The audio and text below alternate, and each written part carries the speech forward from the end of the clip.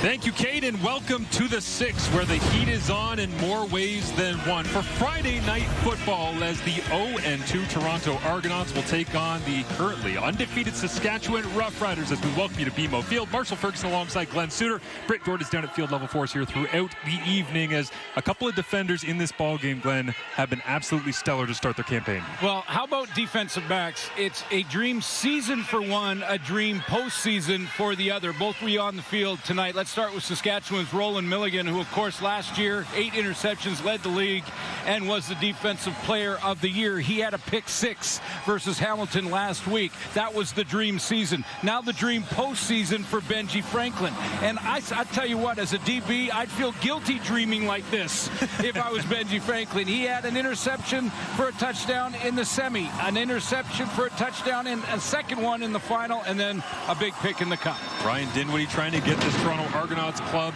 back on the tracks as they have started a little bit slowly. Corey Mace, well, he's not satisfied with the way that this year has begun, despite the fact that they've been in the win column 2-0 against the East Division and a chance to make it 3-0 here this evening as the ball is on the tee, and we are underway with Friday night football from BMO Field in Toronto. As the turn is back across with Calvin Turner Jr. to the 30-yard line, and the Toronto Argonauts take possession. First, Chad Kelly, as you heard in the pregame show, still not healthy. Out comes Nick Arbuckle. Yeah, still not healthy. Maybe out at least another week, possibly a little longer. So it is Nick Arbuckle has completed 68% of his passes so far in this early CFL season. Nick Arbuckle has got to change one of his characteristics over the last 2 games. That interception to touchdown ratio. He's got to flop that. He's got a couple of TDs and 4 picks. Switch that around. He's okay. I'd like to get in rhythm as well. We'll see what they do with the early game script here, as they'll bring out an extra offensive lineman right off the bat. As the injuries across the board for the Argonauts challenging tonight. They're trying to go big to begin things as they'll fake the inside run, and Arbuckle looks deep, comes back short underneath, and it is complete. And pushed out of bounds as the Toronto Argonauts starting offense, led by Nick Arbuckle, looks like this. Take a look at the guys up front. Lots of changes. Hampton Ergel will play at right tackle. That moves Ryan Hunter over to left guard to play for Sage Dockstader, and George Moore just in a handful of games over there at left tackle. And then a couple of changes up front. There will be no Davaris Daniels in the receiving corps, and Mayan Williams, talked about him in the pregame show, he plays for Deontay McMahon. As Arbuckle on 2nd down and 4 takes the snap, looks over the middle, and will loft this one up high for grabs, and digging it off the helmet of Lacombo. It's Kevin Mittal.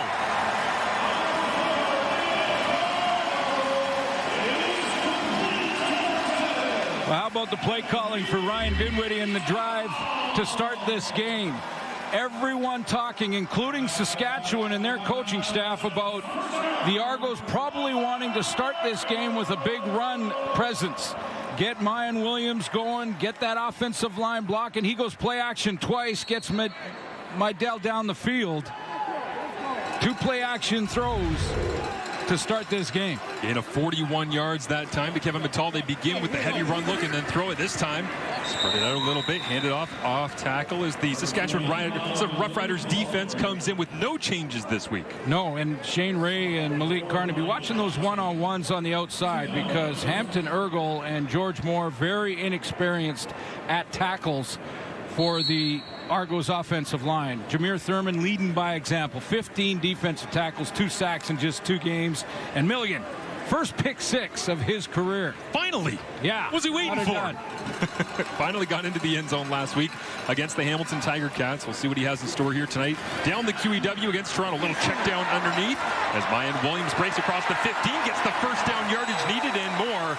And it's 2 first downs on this opening drive for the Toronto Argonauts and deep into Rough Riders territory. So McMahon was going to be the feature back. Kadeem Carey cut in training camp. He is now a Saskatchewan Rough Rider on the practice roster. And we get a chance to watch Mayan Williams tonight out of Ohio State. Played a little bit last week. So we did see a little bit of him last week. 62 yards rushing on 9 carries. Also added 65 yards through the air. Surprising, you see the body type that he can catch out of the backfield and run like that. But hey, the more you can do, certainly in the CFL. It's hard play action now for Arbuckle. Looks to the corner route, comes back down underneath, and then settles it down into the, looks like 3-4 yard line they'll go. As Dejon Brissett makes the grab, and Arbuckle processing at a high level here early on, smiling and loving it being in rhythm. Yeah, and moving the launch point. You know, I like the play calling early from Ryan Dinwiddie. Just everyone talking about establishing the run for the Argos, and what does Arbuckle do? He goes play action. Let them key on Mayan Williams on defense, and let's just take it outside, move the launch point, get down well inside this score zone. Hard count here for Arbuckle. He'll reset the Argonauts. Just 14.5 points per game early on in this season. Looking to score here early on. Little crossing route. And caught right at the last time that Dejon Brissett had a grab. This one rolls down. It's DeMonte Coxey who gets stopped short. He had a couple of options there, and one was Williams coming out of the backfield. You see him right beside Arbuckle. He's going to push the flat, and Arbuckle chooses to go to the inside route. He goes outside to Mayan Williams. They're counting 6. Ryan Dinwiddie's dialed it up to this point. Can he do it again here on 2nd and goal from the Saskatchewan 4-yard line? Again, they go hard count. Flags come up. And did Moore jump at his left tackle spot? Procedure, Toronto number 62. It's a 5-yard penalty. It's still 2nd down. They actually get Ryan Hunter, who jumps from that right tackle spot over to left guard for the injured Sage Dockstetter. Yeah, that's tough to do. And I know Ryan Hunter is very versatile, but just to go from right tackle over to left guard, first of all, different spacing, different guys you're facing. You know, I'm not sure that Corey Mace defensively has to get too exotic here. He could probably run some stunts and twists and maybe get that O-line, that young O-line twisted. Hard count again. Looks like Saskatchewan jumped this time, as Shane Ray appeared to be in the 1-yard buffer. 1 each. Put it right back at the original line of scrimmage. Nothing to see here. Offside, Saskatchewan, number 5. We'll go up half the distance. It's still 2nd down. See, that was, you just saw a shot of Shane Ray, who was the guy who jumped, but he was just talking trash big time to the newcomer at right tackle, Hampton Ergel, out of Eastern Carolina. Yeah, he said, I'm coming. Trying to rent some space in his head. But be ready, get out of your stance. Again, hard count here for Arbuckle. Working the cadence on this first drive of the ball game. Quick throw, touchdown Argos. It's Dejon Brissett who's in the lineup for the injured Tavares Daniels. And the Mississauga native opens the scoring for an Argos offense that's been struggling to get on the board early this year. Yeah, Dejon Brissett he only had 3 targets last week, did not have a catch in their game last week, but you can bet that playing in that spot, in Tavares Daniels' spot, he's going to see the ball a lot more. He'll be a blitz adjuster as well. That inside slot in the short side of the field is often the blitz adjuster, and he will be leaned on big time in this game. Great opening drive, lots of interesting play calling from Ryan Dinwiddie. The extra point is good. Nick Arbuckle starts the evening as hot as the air temperature here in Toronto, 27 degrees Celsius, and Arbuckle goes 6 for 6, including a big shot over the top down the sideline, the Canadian Kevin Mittal, and then another Canadian into the end zone. Dejon Brissett opens the scoring here in week number 3. A 3-game home winning streak against the Saskatchewan Roughriders for the Toronto Argonauts. This is a good way to start it if you want to extend it to 4. What a shot over the top. What a grab by Kevin Mittal. Yeah, Mittal goes up and wins that jump ball, and a great drive to open this game when everyone was talking about Toronto trying to establish the run. Arbuckle goes into a lot of play action in this first drive. A couple of his Canadian receivers started early, and Brissett ends it with that touchdown catch. Complicated game, but a simple way to score. Find the open man, ripped it to Dejon Brissett, and a 7-0 lead for the Double Blue here early on, as this will be returned by Mario Alford, and we get a chance for the first time to see Trevor Harris and the Saskatchewan Roughriders offense. 6 straight wins for that Trevor Harris is looking for. It's the longest of his career. Completion percentage over 70 for 6 straight games. That's approaching a CFL record set by him and Dane Evans. Yeah, back in 2019, that wild year that Dane had with the Hamilton Tiger Cats. As a flag came up here, while teams were exchanging their way onto the field. Might have been a little John from the Argos defense and the Riders offense before they could even take a snap against one another, as Ben Major is our referee here this evening. We have a player misconduct foul. Toronto, number 70. We'll go up 10 yards. It's going to be first down for Saskatchewan. Liram Hairolahu? Wow. Well, if he takes another misconduct, it's an automatic ejection. You don't want to be losing your kicker and Liram Hairolahu, so he'll be on his best behavior for the remainder of this Friday night. As Trevor Harris digs in and AJ Ouellette makes his return to BMO Field. Quick play action as a flag comes up. Keyshawn Johnson makes the grab right at the first down marker.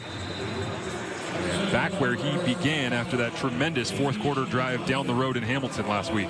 Procedure, Saskatchewan had no end on their right side. We'll go back 5 yards. It's still going to be first down. Well, wipe it off the board there, Suits. Got to cover up the tackles, so one of those receivers have to be on the line of scrimmage. And Corey Mace feels like they had him there. And Markway McDaniel as well. You see the receivers coach, former Calgary Stampeders great. He's going, my guys, we lined up correctly in their eyes, but going to look at it here. They'll cover up with one receiver at the line here. And do they get there in time?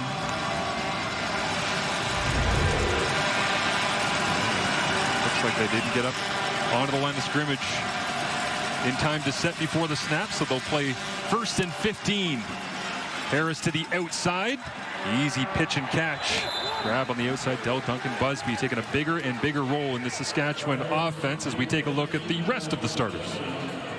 Daniel Johnson starts at one tackle, Jamarcus Hardrick at the other, but that's an O-line that for the second game in a row is solid. Playing the same personnel up front. Didn't really want to highlight any of them because that doesn't happen very often. Saskatchewan's had some bad luck there. Joe Robicelli is going to start for Sam Emelis at receiver.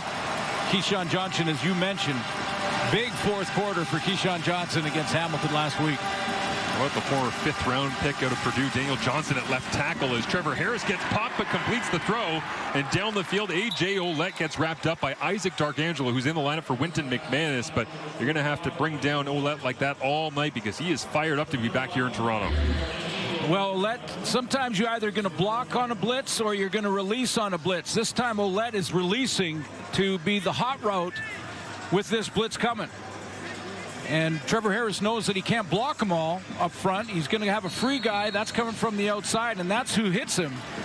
But Ouellette is the hot route down the seam. And Mark Milton coming in, trying to do a little peanut punch, get the football out that time. Unable to, so first down.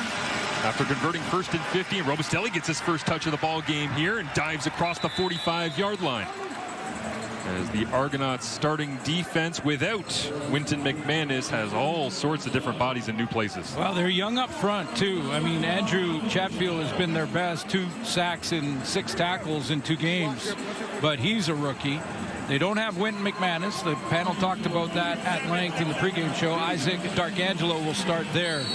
And there he is, Benji Franklin, out there on that dream postseason that he had. Amazing run last year as the Argonauts went on to claim their 19th Grey Cup banner. They celebrated it last week, and now Tommy Stevens, the short yardage quarterback, is celebrating a big first down run. Finally pushed out of bounds by Derek Sluka, but Stevens back to his old tricks. Here in Toronto, had a huge run down the sideline for Calgary last year before leaving in free agency. One of the guys in this offensive line, they get the line in the short yardage. Everybody's on the line of scrimmage, of course, is Keyshawn Johnson, and he's the guy who seals the edge. He's the guy who makes that key block. These Rider receivers, because their coaching staff demands it, they're good blockers, and that's one of the things they're going to miss about Sam Emelis. But clearly, he's led by example because the rest of the receiving corps is blocking well. That was Keyshawn Johnson giving his quarterback the edge. Great seal on the edge, and we'll see if they can get back that way again with a lead blocker in front. Ouellette cuts back to the 10. 5. Nobody will stop him in his return to Toronto. Thor's in the end zone.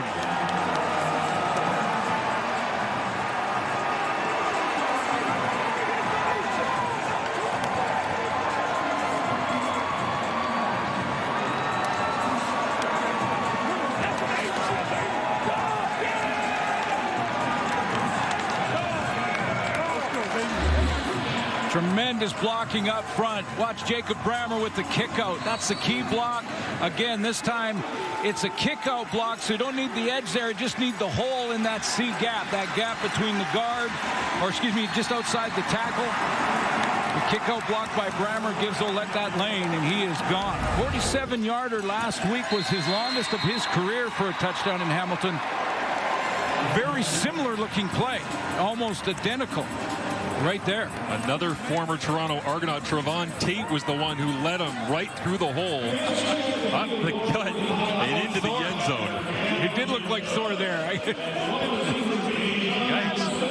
Oh, the Roughriders love themselves some June. 9-2 in June since 2022.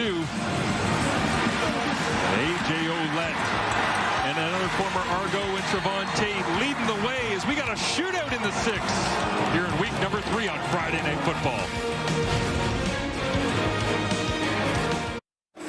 Welcome back to Toronto. A.J. Ouellette into the end zone. The convert happened just before we went to break, but they actually have to redo it because there was a penalty, a holding call, went against Lake Cordy Moore, and so they'll re-kick this extra point and put a little bit extra shine on Brett Lather after a difficult week last week. Yeah, that's just adding to his mental demons, trying to get rid of that and forget about last week's game. Lines this one up from a little further away. Solid rush from Toronto.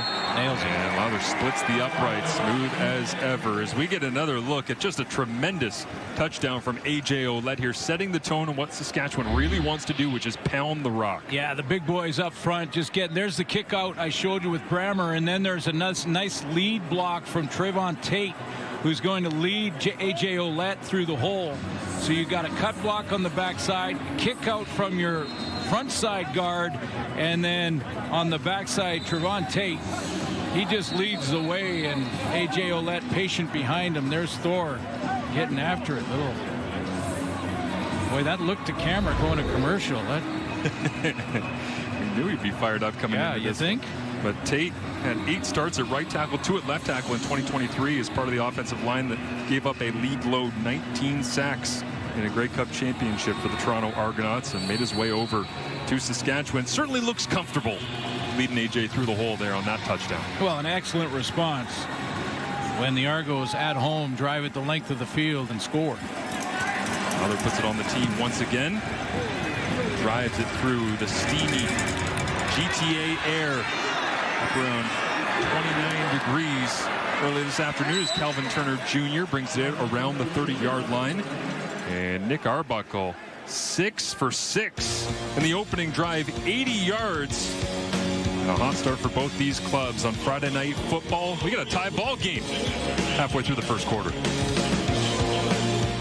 We just saw a former Argonauts running back into the end zone, A.J. Ouellette. There's now a new man toting the rock here in Toronto with more. Here's Brooke Doherty. Well, I think the biggest headline coming into the season might have been that Kadeem Carey was released by the Toronto Argonauts, but it meant that Mayan Williams was going to get into the lineup. We asked Coach about that decision. He said it was a tough one. Ultimately, it came down to wanting to go younger and think about the future of this club. Mayan Williams' nickname, by the way, Chop, which was short from pork chop. But, you know, I think one of the things we talked about, too, is Kadeem Carey. He's not in the lineup tonight with Saskatchewan, but Dinwiddie did talk about the phone call with Corey Mace, guys, and how he said, I actually thought Corey Mace would call me sooner about the Carey release because he goes, I knew he was going to end up in Saskatchewan. Interesting. Yeah, you could feel that fit going out to Regina, and certainly expect to see some of Kadeem Carey in the very near future. Would have loved to see him here tonight, Suits. Well, full disclosure, yeah, we're disappointed that it well, you asked Coach Mace, and he said, listen, I would have loved to get him on the roster. I would have. Could you in some way, for us at TSN, get Kadeem Carey on the roster?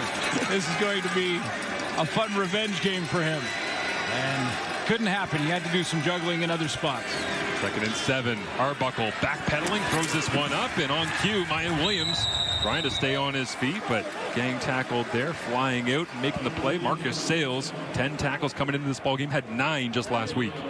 We had a good conversation with Mayan Williams, and out of Ohio State, and he's a low center of gravity. He's 5'8" tall and 5'8" wide, I think. I mean, this guy's thick, but as you mentioned earlier, he can catch the ball out of the backfield, takes great pride in blocking, which you have to in Canadian football. Fun to watch him develop. Great hands. And making the most of them here early on in his CFL career as Haggerty sends a wobbler down. Mario Alford waits for it at his own 30. Now picks it up and hits the Jets a 48-yard punt. Alford turns the corner, cuts it back, puts his head down all the way to the Toronto 45-yard line. Great starting field position here for Saskatchewan. You know, there's been times in the first two games for Saskatchewan that they've had lapses on defense, a couple of 2-and-outs, and stalled on offense at times. But the one guy that's been consistent throughout these first two has been Mario Alford. And especially when a team gets something good happening against them. They get a touchdown, they kick a field goal. Mario Alford gets that next return, takes it back to about midfield, which is exactly where Trevor Harris will start this drive. Big lift for this team and momentum. Toronto nets only 13 yards on the punt in the change of possession. So Harris fakes the handoff inside, rips it to the outside, and it is complete. Deontay Myers, 3 contested catches, second in the CFL, and makes an early grab here. That little play action fake, by the way, is designed to just keep the linebacker from dropping underneath that slant. We've seen that a little bit. We saw it in the fourth quarter against Hamilton with Keyshawn Johnson being the target on a lot of those slant routes. But the fake to A.J. Ouellette pulls the linebacker to the line of scrimmage, and that's why that slant's open behind him. Harris in rhythm. This time he pumps, little double move to the outside. Myers is free, catches it at the 10, dives to the end zone. Touchdown Saskatchewan. Instant offense after great field position.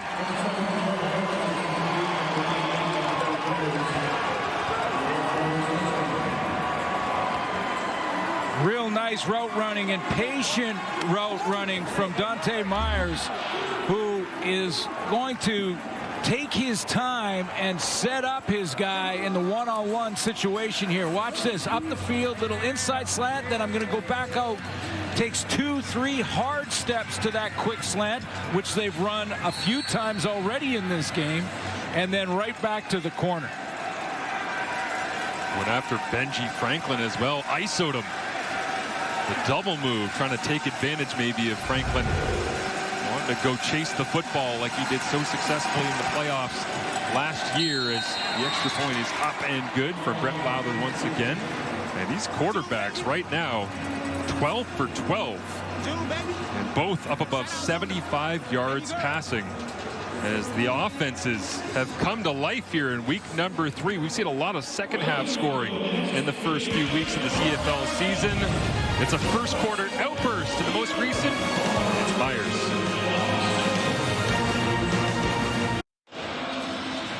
Saskatchewan's last win here in Toronto, September of 2019. It's been a long time. They have a 7-point advantage right now because that group, the aerial attack for the Riders, they have been great to open this one up. Trevor Harris on point, 5 for 5, 76 yards and the touchdown.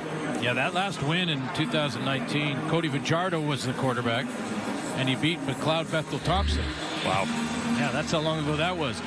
There's the play action again, and you know, sometimes when you got a Benji Franklin, we talked about his quick sixes and interceptions in the postseason, and you got a ball hawk like that. By the way, he did that in college too, and he's just that type of player. Occasionally you can get him on those double moves because they want to jump a route, feel confident in doing it, and as a coach, I think you let them do that. Every now and then you'll get one behind them, but go ahead and take those shots sometimes. Saskatchewan Roughriders offense feasting right now on Eastern defenses after wins against Ottawa, Hamilton, and a fast start here against Toronto as the flag comes up on a return for Calvin Turner Jr. And all right, Nick Arbuckle, let's see what you've got after Trevor Harris. See, here's a big difference though. Trevor Harris started at midfield. During the return, after this penalty. Excuse me, illegal block. Toronto number 96 will go back 10 yards. It's going to be first down for Toronto. After this penalty, Arbuckle starts deep in his own end. Let's throw it down to our Luke Wilson and talk a little RPO game. What do you got, Luke? Yeah, you know, you see Saskatchewan obviously run the ball well. They ran it well all year, and that's going again today. You saw that earlier. But what they're doing right now is to run this run-pass option, and it's really, really tough to defend. When you look at this, this is a full-blown run play if you want it, and all of a sudden now we're going down the field here. This is not an RPO, but we're here, so we're faking the run, and then you come right in that window. You basically suck the linebacker in, you throw it right behind him. And then what do they do here is they've hit it a couple times, and they actually pump fake the RPO, and it's a slant and go or a sluggo, which is exactly what they hit there. So again, they're just playing everything off of their run game, and everything's clicking right now. Yeah, good stuff. It's a huge hit this time, flying in. Marcus Sales, a little worse for wear. Papa to Jean Brissett, who was into the end zone earlier on in this ball game as well. But yeah, the RPO game working right now for Saskatchewan at a high level, Suits. Well, once you get that running back established, and A.J. Ouellette had the big run already, that gets the attention of the linebackers. Anytime that Trevor Harris flashes that ball to A.J. Ouellette, the linebackers step up. There's the contact. And the big hit. Just a note on the special teams. Saskatchewan's starting on their own 53 on average. Yeah, wow. Field position totally different here as Ryan Williams trying to dance away from Jameer Thurman. Can't get away. And not many can. One of the best middle linebackers in the CFL wraps up the big back from Toronto. Yeah, he reminds me, and I make the comparison all the time between him and Wynton McManus, who's not dressed for Toronto, but is their leader on defense. He's down on the sidelines, not dressed tonight, but he and Jameer Thurman, to me, are those prototypical middle linebackers. Great run stoppers, can make plays on the football. Wynton McManus had an interception in the Grey Cup as well. Great middle linebacker play across the CFL. Lots of new names as well getting their opportunity. As Alfred again, great field position immediately as he begins the return. And he'll just take a seat down in his own end of the field. Power, precision, performance. The Lincoln Navigator Cup. Who will have their mic drop moment? July 1st, only on TSN. Trevor Harris, after last week getting his 26th career game-winning drive, tying Kent Austin for 10th all-time, now chasing Zach Collaros, who sits at 28 on his career, but in the driver's seat at this point. And Corey Mace was telling us this week, Suits just always makes the right decision. It's like almost boring that he just always makes the right decision. Yeah, and sometimes he'll assess the situation after a couple of times where the offense has stalled, but then he is still processing the information and then comes back with a big drive and the answers. It helps when you get a dominant running game, which they are establishing here early on. This one goes for a gain of 7. Turning the legs is Thomas Bertrand Hudon back in the lineup, and an injured Argonaut down on the field that will get some attention. Thomas the Train, that was the first I heard about that nickname, and I love that nickname. As the dad of a 4.5-year-old, I gotta say that really just punched me right in the chest. Yeah, that's too bad. Is that Benji? No, sorry. No, Kenneth George Jr.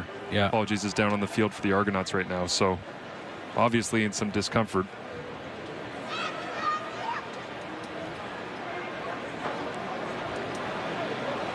And an Argonauts club that had 8 changes going into this football game after last week's loss at home in their home opener to the Calgary Stampeders. You can see their D-line up front. That's Andrew Chatfield that you just saw. He's on the left side of this formation. Kenneth George is, and there's going to be a cut block attempt right there.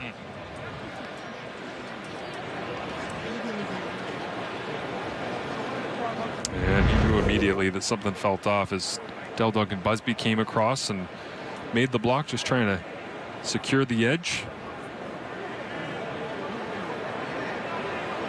And you see Cam Judge standing there as well, which with all of the swirling pieces around him, whether it be in front, behind, next to him with Wynton McManus out, Judge coming over via the trade for Folarin Orimolade in the offseason.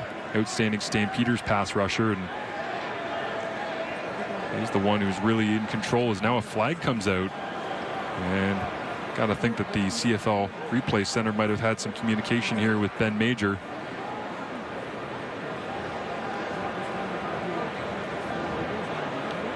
Discussions right now with Corey Mace.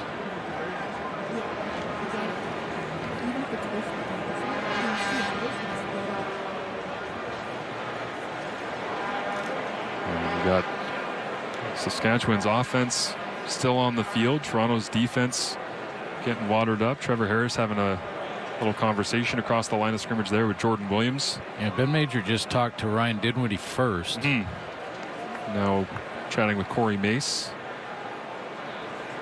Or if that block was outside of the box.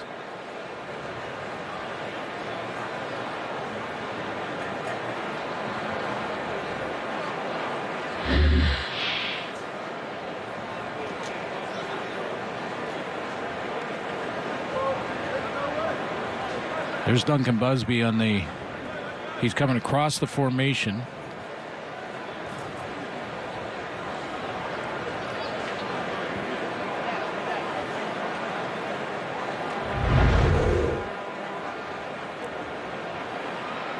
Yeah, and obvious why Kenneth George Jr. was in a lot of discomfort in that spot. So they have brought out the cart, as you see, and we'll get him loaded up to get the proper care as Winton McManus now makes his way out onto the field as well to come and console the man he was lining up next to through the first 2 weeks of this CFL season.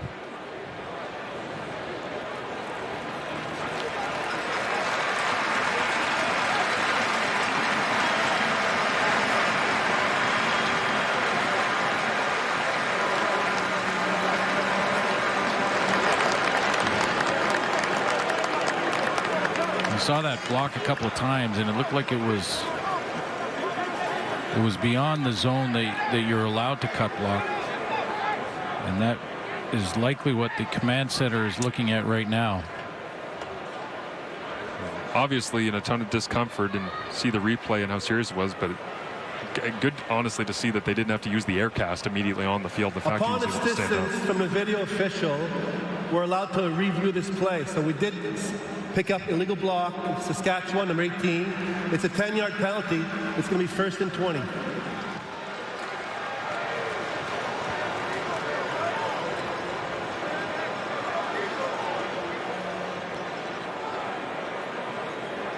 So it backs Saskatchewan's offense up. 1st and 20 is the medical team prepares to help Kenneth George Jr. off the field here.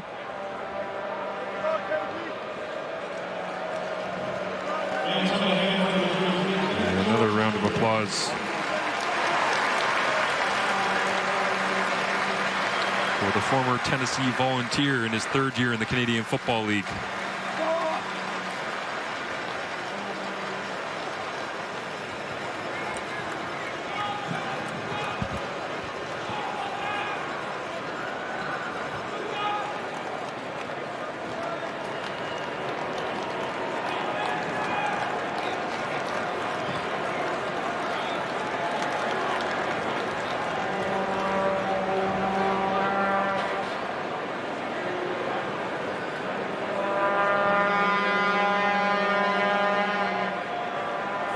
Trevor Harris locks in and gets ready to go back to work. And Major whistles it in, and after the illegal block penalty, 1st and 20.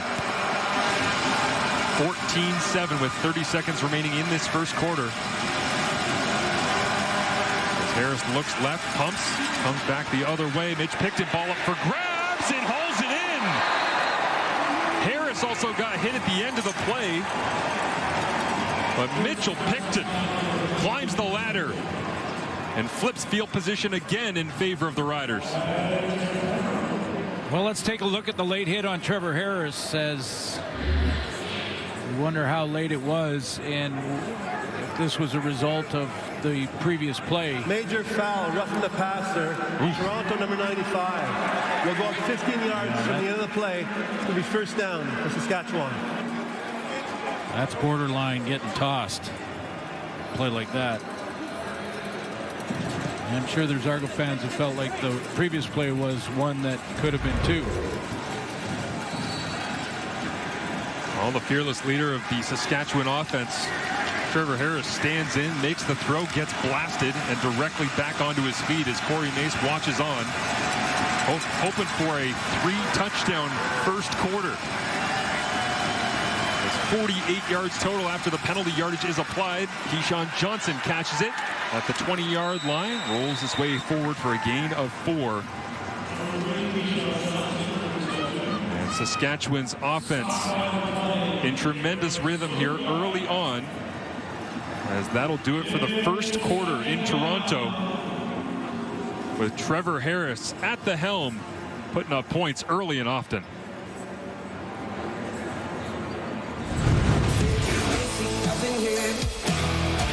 Now, baby, you say, it's something that you're never gonna forget.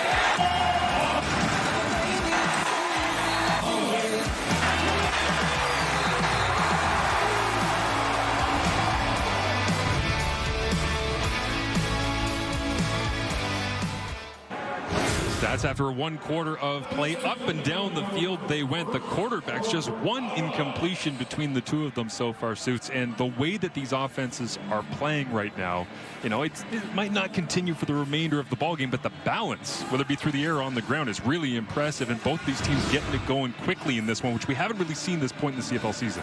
Yeah, I mean, a really good opening drive by the Argos and Arbuckle to go with that play action, move the launch points around, and then the RPO offense from the Saskatchewan Roughriders with the run-pass options for Trevor Harris opens up the deep corner to Deontay Myers. That's a big play. And I want to emphasize for Saskatchewan how important Mario Alford has been in the return game for them in the first 2.5 games or 2.25 games of the season.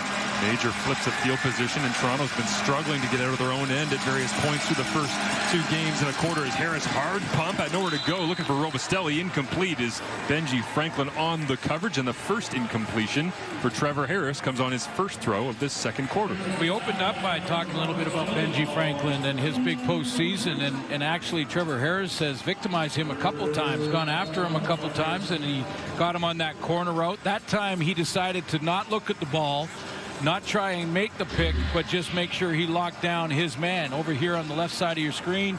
And this time you see him just flash in front, couldn't do the bang route, couldn't get back outside. So Benji getting back to fundamentals.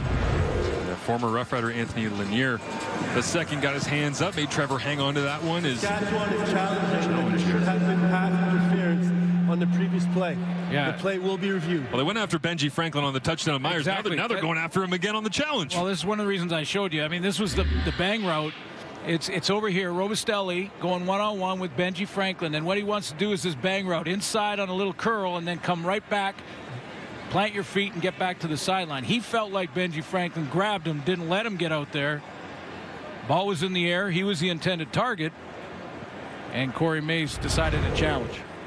You can tell Robustelli's a rookie because he actually signaled, hey, they should have thrown a flag there instead of doing the old head tap, right? Yeah, well, every team has slightly different signals for that, because it's a taunting call if you make the flag gesture. Well, Franklin is second year with the club at Tarleton State. Watches on as Dave Foxcroft is the replay official, and they have the call.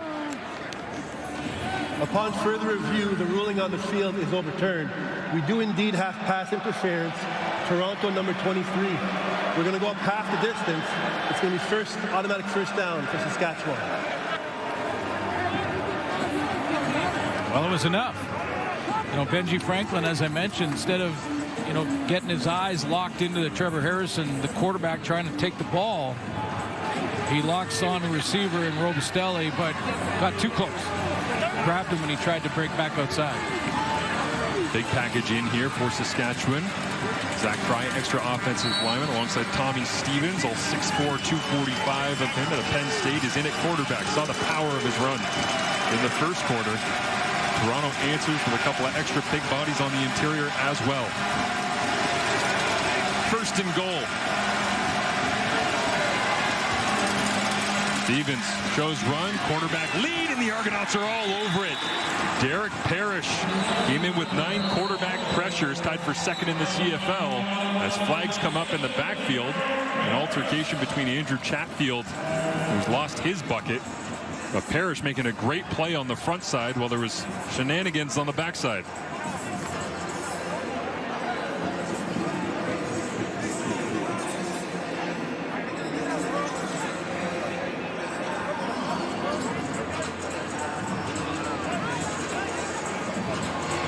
We have 2 player misconducts on the play. They're both 15-yarders, so they offset. Saskatchewan 52, Toronto 94. It's second down. Jamarcus Hardrick at right tackle. Getting into it with Chatfield. And get a little word from Ryan Dinwiddie.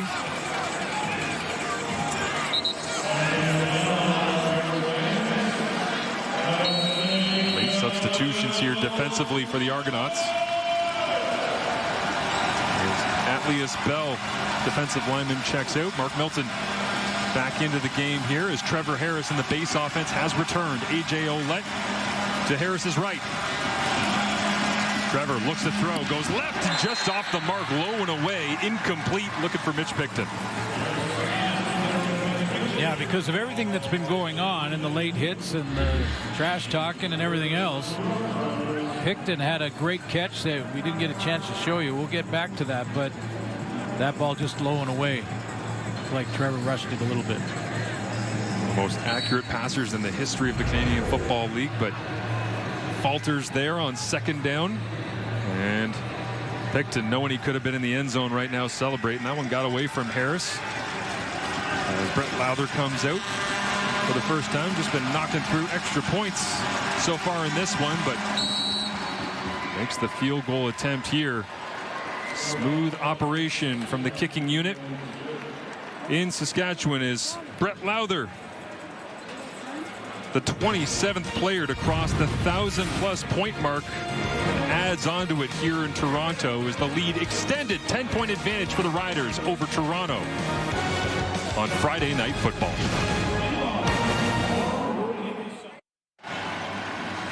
Hysteria in the prairies. The kicking game's falling apart. Well, maybe not so much. Brett Lowther's really good at his job.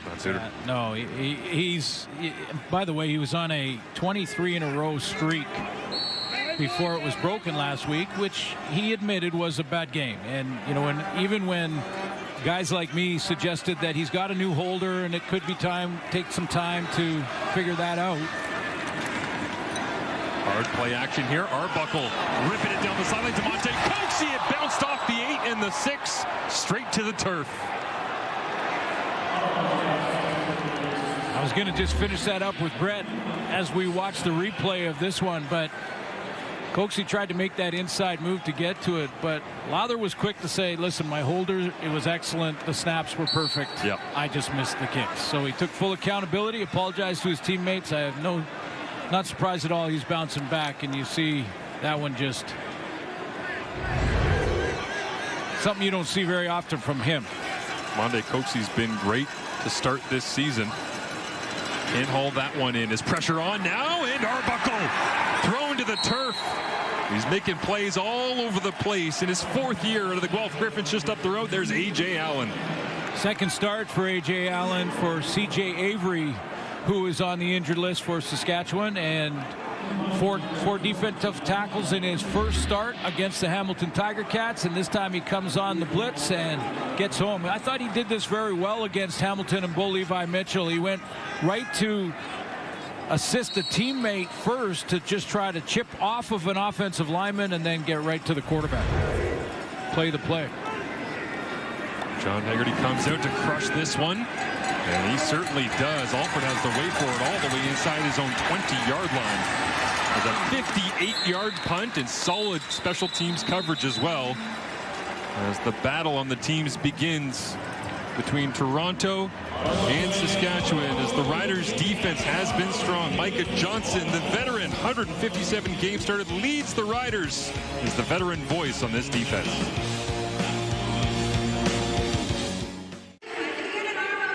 Plenty of injuries to the Saskatchewan Roughriders receiving corps, and so in comes Joe Robustelli, who happens to have a family member with a very impressive career pipeline and lineage, and he might have played for the New York Football Giants, and there's Johnny Unitas, and was involved in a couple of big games, and by the way, he went into the Pro Football Hall of Fame with Y.A. Tittle, Vince Lombardi, Norm Van Brocklin. Wow. On and on and on you go. Pretty amazing. So Robustelli getting a chance to make a name for himself after his grandfather, Andy Robustelli, certainly made one. An impressive lineage for Joe to be able to lean on. Well, he's got good size. He's 6'2", 220.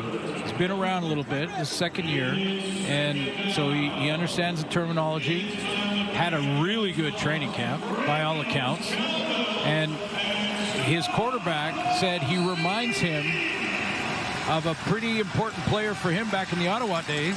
Well, if you look at the shot at the back there, and it's a number in the 80s with the armband and the neck and the build and the who's that look like?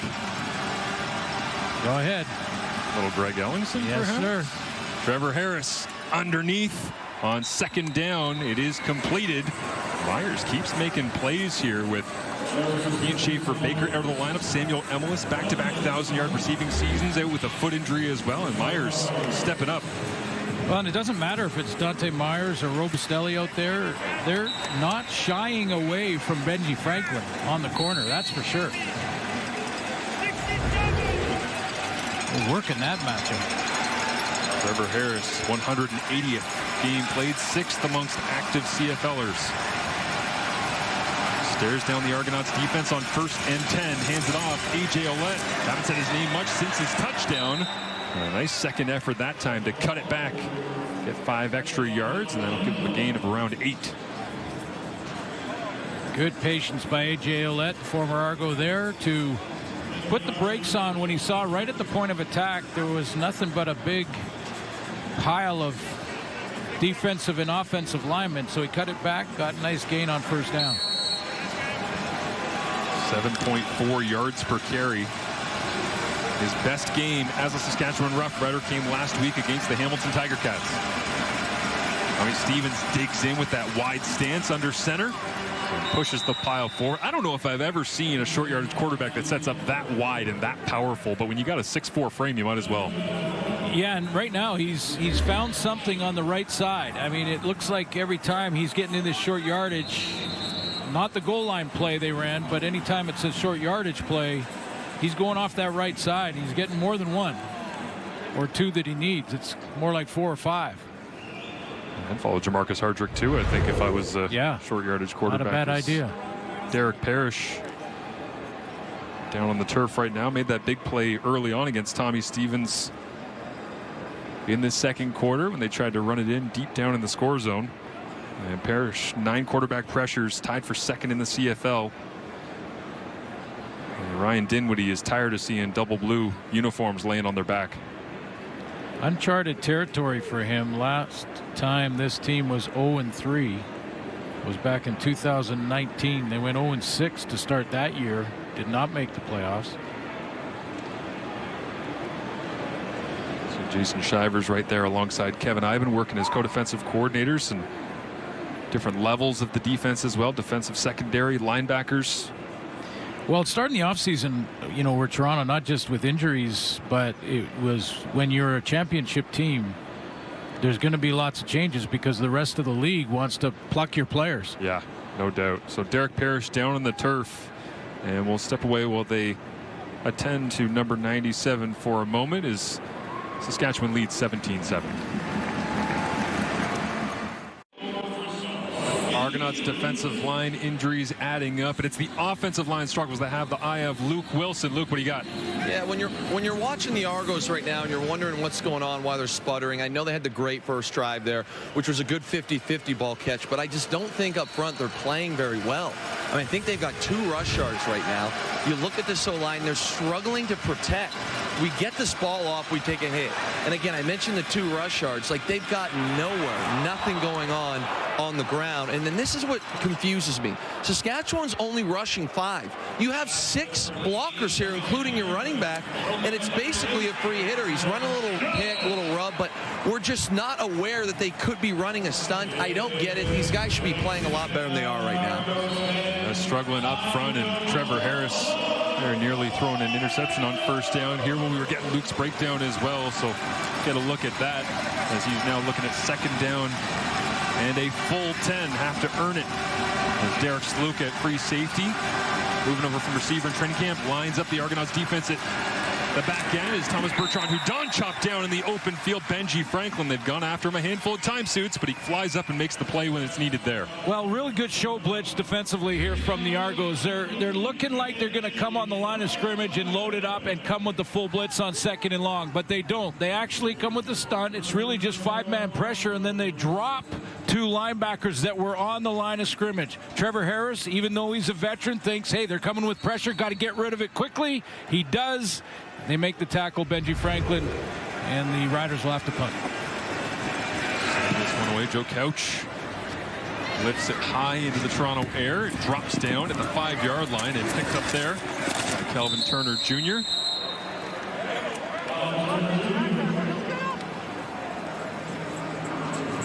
Saving the world with poutine, hockey pucks, and the power of ice. Super Team Canada is here. The new animated series for adults starring Will Arnett and Kobe Smulders is streaming now only on Crave. Speaking of Super Team Canada, how about our man Lapo down south right now? Oh, absolutely. Working the flag, coach. getting ready for the Olympics. Go get him, Lapo. Team Canada. Nick Arbuckle deep in his own end. Again, field position a struggle for Toronto.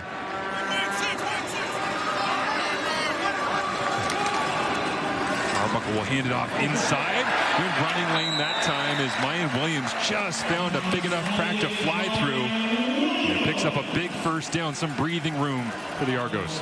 Yeah, Coach Lapo down there with Team Canada in California. At Long Beach State University, there's a bunch of teams from different countries. A 4-man or 4-team friendly round robin they'll play on the weekend. And I think their first opponent is the United States team. That's our national team down there. Looking forward to seeing how they do and follow along, of course, with all Football Canada social channels. There's another big run on the toss this time. And Mayan Williams has got the wheels rolling all of a sudden. Well, that's back-to-back plays. And when your offensive line is struggling, and I would agree that this Argo offensive line is struggling in this first half, but for that first drive, the way you settle them down is to run the football. Let them tee off on the guy in front of them. Let them go get their blocks. Let them settle in. And let Mayan Williams get his feet underneath him. Great shot there from our crew. I noticed a lot of the eyes from Saskatchewan looking up at the board immediately going, how did we just get gashed back to back? Is this one going nowhere? They watched the Jumbotron here at BMO and figured it out on that first down. Yeah, that seemed to have been maybe a little pep talk from Jameer Thurman in the huddle. Just a little, hey, that's twice they gashed us on run plays. We're going to stop that, right? 7th overall pick right there, and Peter Nicastro in the middle of that line. 9th overall is Ryan Hunter making the jump from right tackle to left guard. And then Mr. Irrelevant, Anthony Vandell, the left guard, the last pick back in the 2023 CFL draft. That's the interior as Micah Johnson skips and bobs his way across the line. Yeah, for Ryan Hunter, I mentioned it off the top, going from the right side of the O-line to the left side is kind of like asking, if you're sitting at home, Saskatchewan number 4, we'll go up 5 yards and we're going to repeat 2nd down, and you've never played football. Think of it this way: if you're right-handed and I say you got to change and be left-handed now, you got to write with your left, you eat with your left, you do everything with your left. That's how tricky it can be. The footwork is different. You've got different angles coming at you. It's like night and day. So it is very difficult. Another layer of respect for last year's most outstanding offensive lineman is likely the most outstanding rookie early on in this season for Toronto. Mayan Williams picks up the first down.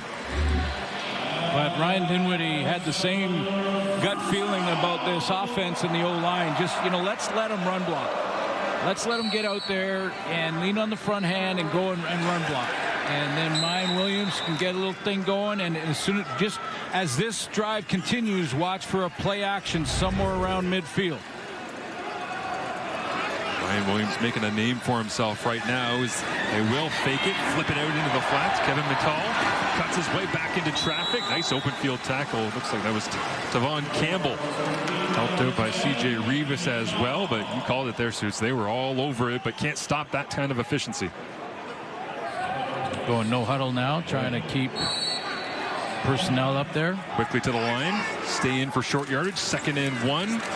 Driving the legs, and Roland Milligan comes around the corner. Gives a pull or two on the backside of Nick Arbuckle, trying to eliminate the forward momentum here. Kevin Mattel is one of those unique athletes really for our game, because you usually see the backs can come in at 6'1", 220, that kind of thing, but receivers are usually smaller. It's not really a tight end game. I know Luke doesn't want to hear that, but not really a tight end game. I'll never forget the combine. Mattel came in, everybody went, ooh, he weighed in heavy, and then he ran like a 4.59. We're like, never mind, he's good. Unique. And Williams puts the shoulder down in the open field. What a great tackle.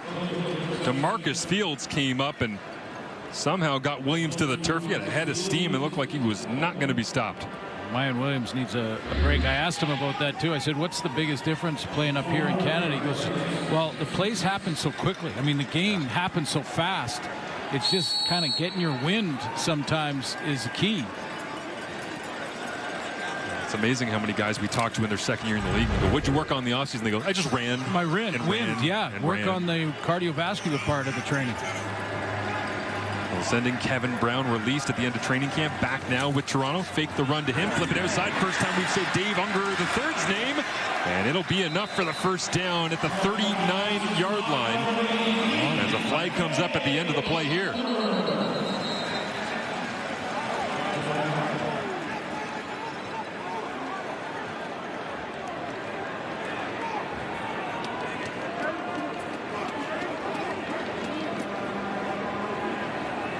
Misconduct, 15-yard penalty against Saskatchewan, number 5. We'll go up 15 yards from the end of the play. It's going to be first down for Toronto. Shane Ray was fiery early in this game. In that very first drive, we saw him do a little trash talking.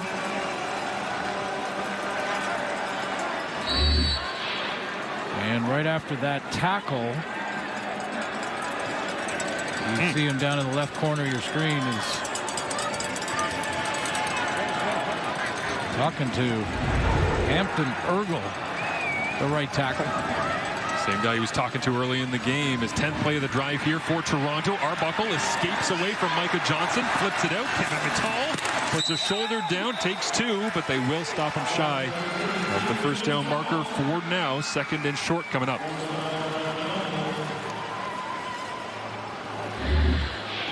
Yeah, a guy that size that can run. He can do a lot with, and he helps so much in the run game too. I mean, you don't have to change personnel. Big push here from the Argonauts up front. I have noticed in this first half, Nick Arbuckle playing with a lot more sense of urgency after the last 2 games. Great game. Just a 10-point difference between the Riders and Argos here on Friday Night Football on the Lakeshore. I know we joke a lot on the CFL on TSN, but I've just been through a crash course with Enoch Mwamba. Yesterday was the coffee house. Today it's Ricochet. And then this was the AJ Ouellette run here. I can't and guess who's the circle a million times? It should be Wynton McManus. I'll explain at halftime. Well,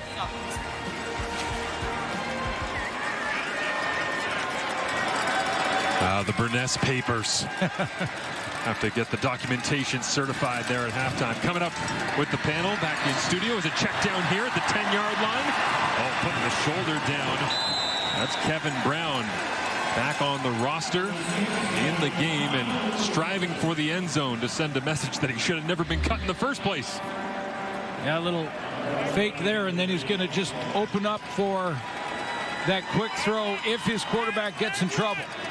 Check for blitz, didn't see it. It was a zone drop by Saskatchewan, so he sits down in front of that zone.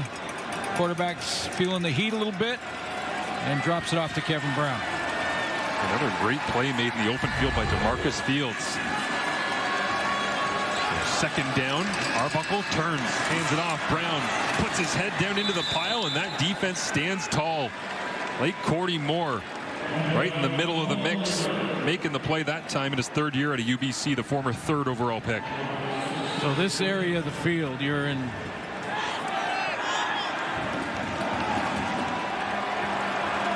You're going to usually see in this area of the field offensively, teams try to widen the linebacking core unless you're going with short yardage. Ian Dankwa checks into the game for the big package for Toronto. All 6'8", 355 of him. So we know what Toronto is trying to impress upon Saskatchewan, changing the personnel packages. Have someone fly motion one way or another across the formation. 3rd and inches. Got to keep that yard difference. Plunging to the right-hand side. Arbuckle got turned around back in by Roland Milligan. And did he get enough on the initial surge? So once that short yardage is over, that's where it comes now. You'll see the offense trying to widen the linebackers, use some cross motion, fly motion from the slot backs. We'll see that now on 1st down. Can run or pass out of that formation. This is short yardage, so completely different. Got to get the 1st down first. They'll say Think they have it. 1st and goal. You hear the reaction from the fans here at BMO. As Ryan Dinwiddie seemed unbothered by any sort of measurement. He was already deep in the play sheet trying to sort out what he wanted to run now. And unbothered by 0-2. Yeah. Interesting enough, you know, when we talked to him a couple days ago. A 15-play drive on this snap for the Toronto Argonauts. Still haven't seen Mayan Williams. I think they'd use the hammer down here deep in the score zone, but Kevin Brown stays in the backfield. They'll hand it off. Nope, pulls it out. Arbuckle got running room, giving chase, running for the end zone. And it's C.J. Rivas that turns him around, or at the very least slows him down just enough.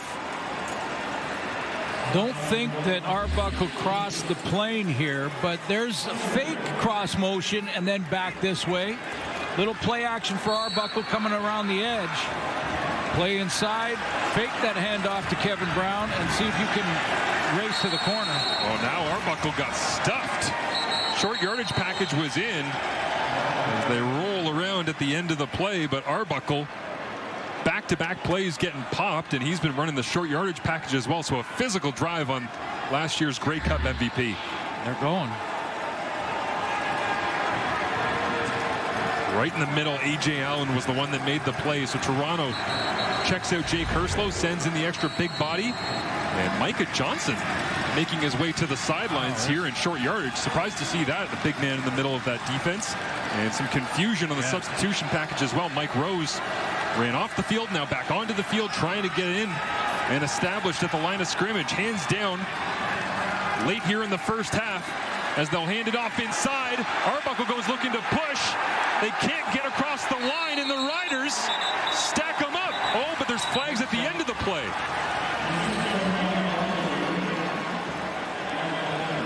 Flags way away from the play. Looked like Marcus Sales was in a little physical conversation with DeMonte Coxey, but which way will the flags go as Kevin Brown got stacked up?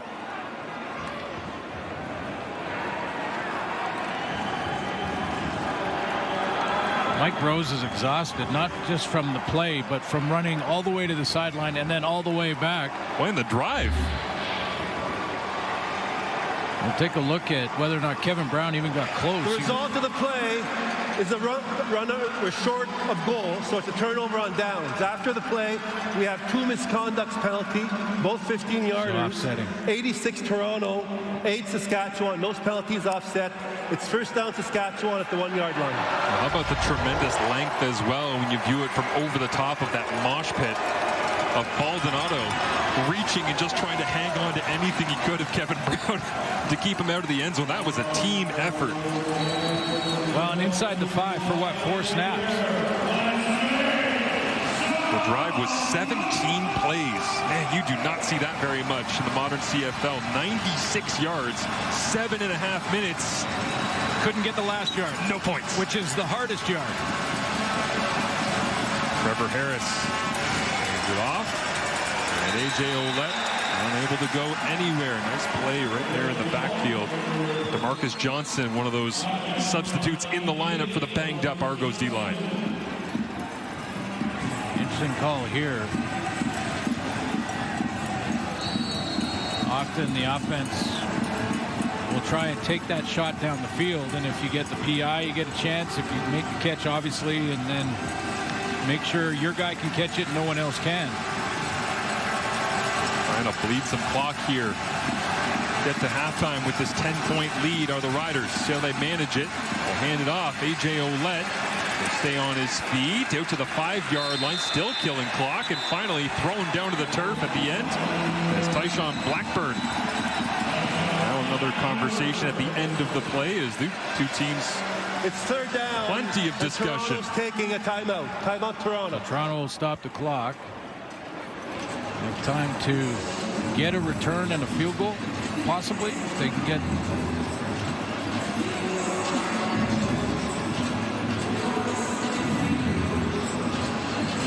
Yeah, and that's why you don't throw that deep route in this scenario, because we're almost at halftime. And you run the ball to try and kill that half. Didn't quite get there for the Riders. Friday Night Football at the half coming up with Kate Burness, Enoch Nwamba, and Davis Sanchez back in studio breaking it down for you. It's a great matchup here on Friday Night Football. Saskatchewan going to make Toronto try to earn it at the end of the half. High lofting punt will drop down at the 50-yard line of the Argonauts. Across the 55 and stepping out of bounds is Calvin Turner Jr. Nick Arbuckle with 12 seconds remaining comes back onto the field after getting multiple shots at the end zone, but that Riders defense stands tall. It's probably the best chance they had to cross the goal line. It just didn't look like there was anything in these short yardage formations. This is Kevin Brown run right into the back of his O-line and nothing doing.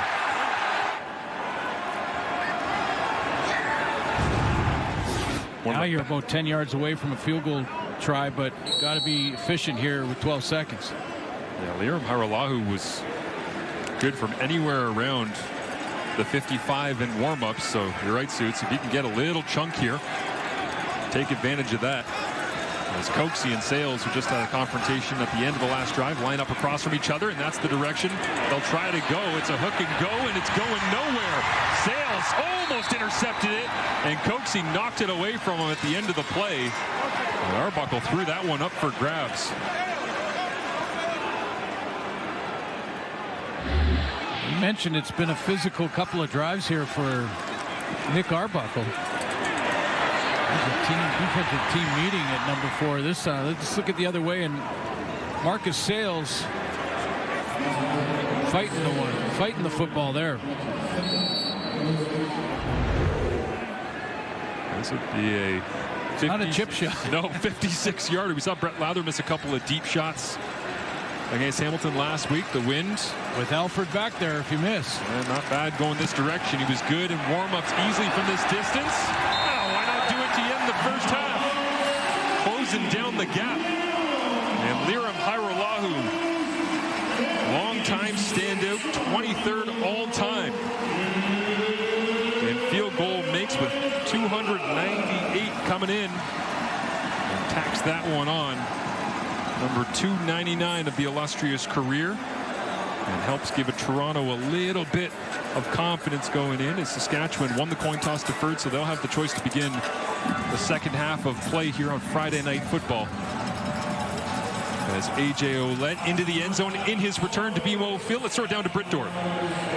Well, your defense came out at the end of there and had a big stop, but your offense as well taking the lead here. What do you like from your group so far? Everybody's playing hard. We just got to be a little bit smarter. We knew they were going to come in here, talk trash, do those little cheap shots at the end. We got to keep our head, though. Well, you can feel the heat between these two squads. How did it feel for you, though, to go out there and get a touchdown against your former team? It felt good. It felt good. It felt like the fans here, both colors, were cheering for me, so it was good. Thanks so much, AJ. Thank you. Well, the Argos are all in this together, and they're going to need to be if they want to get a victory for the first time this season. Their offensive leader, Nick Arbuckle, is fieldside with Britt Dorr. Nick, obviously you could feel emotions running high between these two teams. What was the biggest message at the half? We still got a lot of football left, and we have to continue with the momentum that we've had in the end of the second quarter. Carry it forward, make sure we're standing on the field offensively and defensively. Keep getting the stops we got in the second quarter, and just lean on each other. Thanks so much, Nick. Appreciate it. Well, if Nick Arbuckle ends this game with a similar stat line to the first half, he'd be up around 250 yards passing. He'd have 26 pass completions. He'd be up around 80% completion rate and still not win. I mean, they got to find something here. They got to find ways to score, but they're only down by 7 after a great start to this ball game. Saskatchewan had the choice. They take the football as you would expect, get things going, and it will be a big return by Mario Alford, setting things up out near the 40-yard line as Trevor Harris in the first half was quintessential number 7. 9 of 11, 123 yards passing, 1 touchdown. Did not throw an interception in that first half. Almost threw an interception. Threw right to a linebacker who dropped it. But really good first quarter for the offense, I thought. Toronto made some adjustments. Plus, they kept the ball. They had that real long drive offensively in the second quarter. Didn't see Harris for a big chunk there in the second as he begins with a handoff to A.J. Ouellette, and right there in the middle, that's the matchup we expected to see a ton of tonight. Isaac Darkangelo stepping up at middle linebacker, one-on-one in the hole against 45. A chance for Isaac Darkangelo in the halftime break to go ahead and look at the tablet, look at where he was making some mistakes in the run game. Enoch Mwamba showed you at halftime. Now they have to flow to the football a little better in the linebacking core. They're going to get gashed in the run from A.J. Ouellette. So see some adjustments made early in this second half by Isaac right out of the gate. Gotta love Ouellette at halftime telling Britt, it felt like when I scored, everybody was cheering for me. It didn't matter what jersey they were wearing. He's got that kind of confidence here tonight as Harris looks to the left, passes complete across the 55 and running free, breaking through coverage. It's Dante Myers off to the races, being chased down to the 10-5, dives for the end zone. Touchdown Riders. A 70-yard major.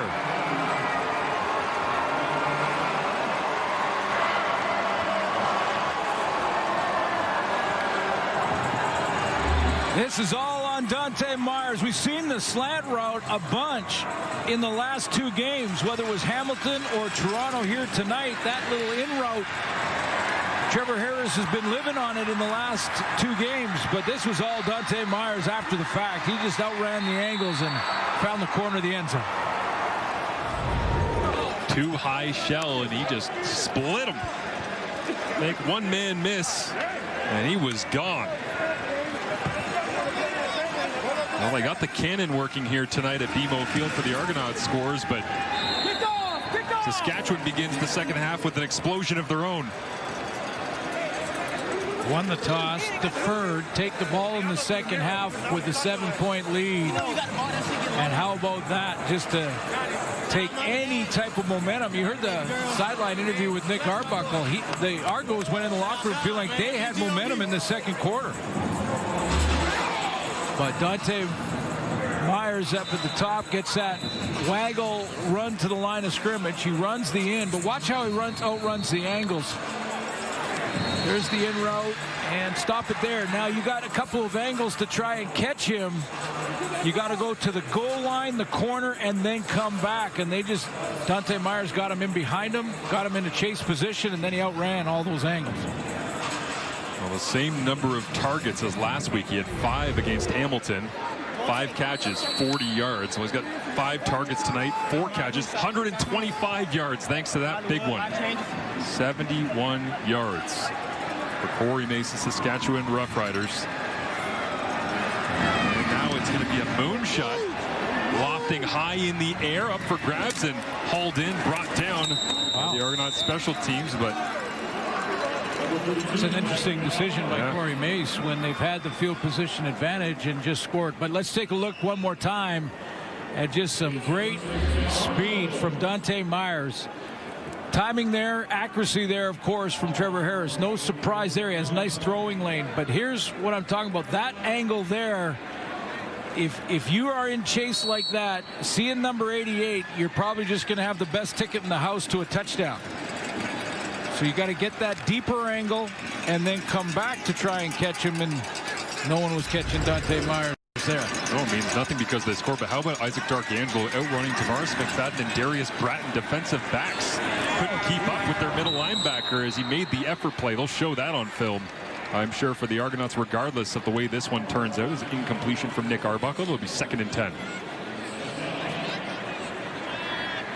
Well, you just saw, I mean, at the second quarter with Nick Arbuckle, looked like I mentioned, he looked like he was playing with more a sense of urgency, had that super long drive that came away with no points down on the 1 yard line, and then had the late field goal to grab some first half momentum.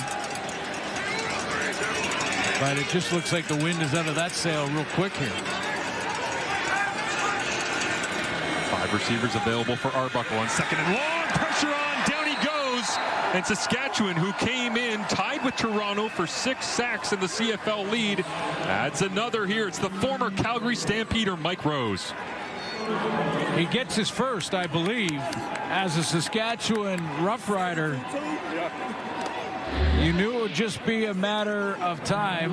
This is called the A-gap between the center and the guard, and Mike Rose gets a bit of a double team there almost at the line of scrimmage, and then just sort of pushes both aside and gets straight into Arbuckle's kitchen. Well, Euro step as well in the celebration there.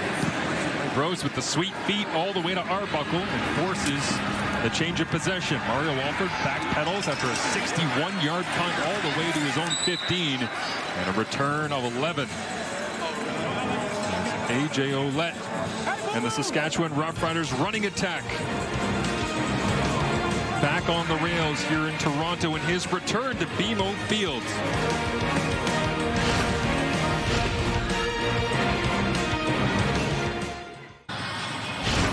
Every football journey is different, and for A.J. Ouellette, it began back in 2018 at Ohio. First team All-MAC, big-time player looking for his opportunity. Where did he find it? Well, bang, all the way to Toronto.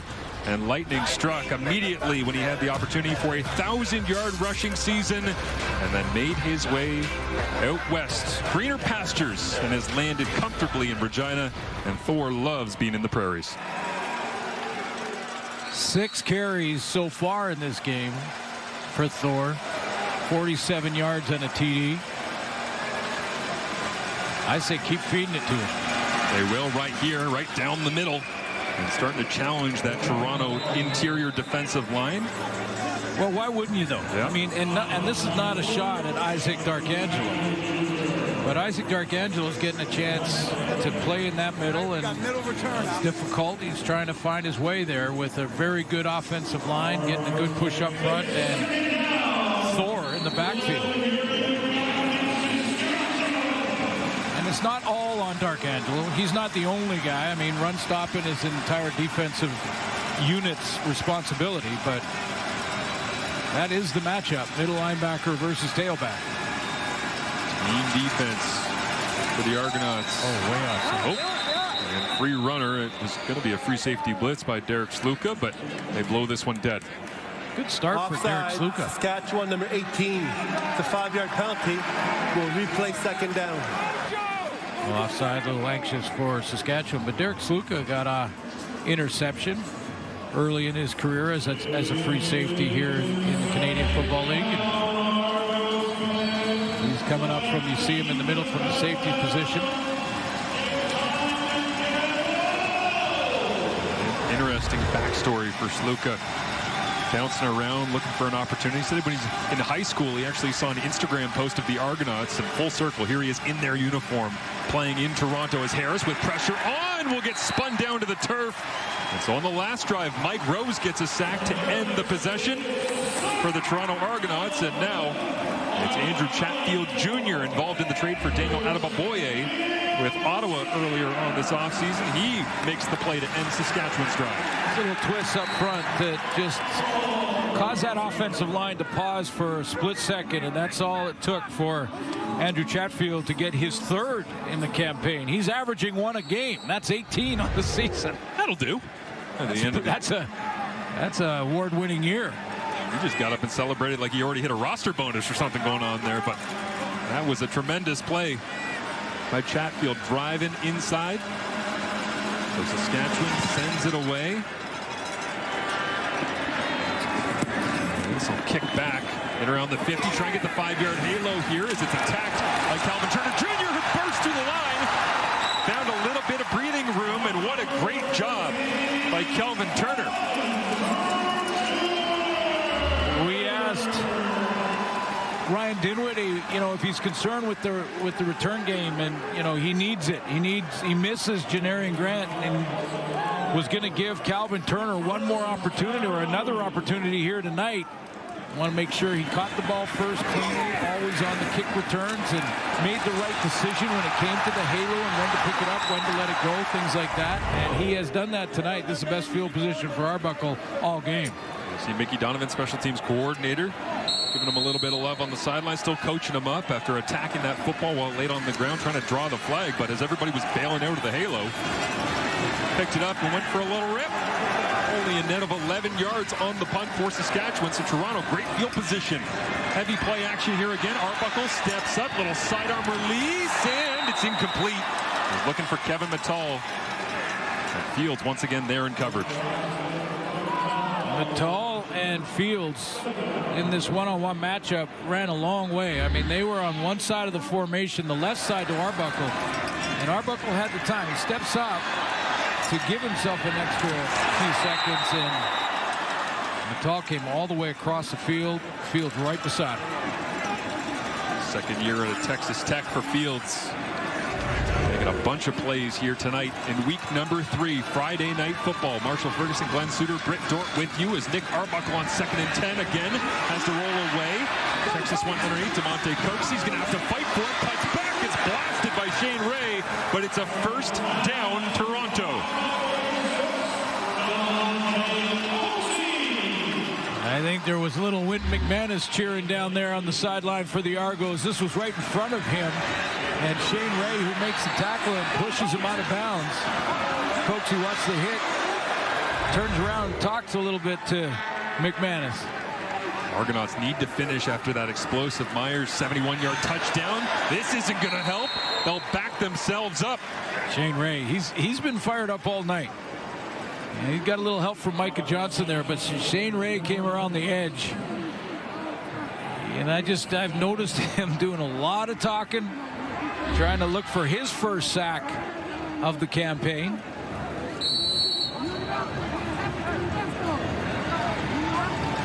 A bit of a team meeting again. Micah Johnson there, Malik Carney, and Shane Ray.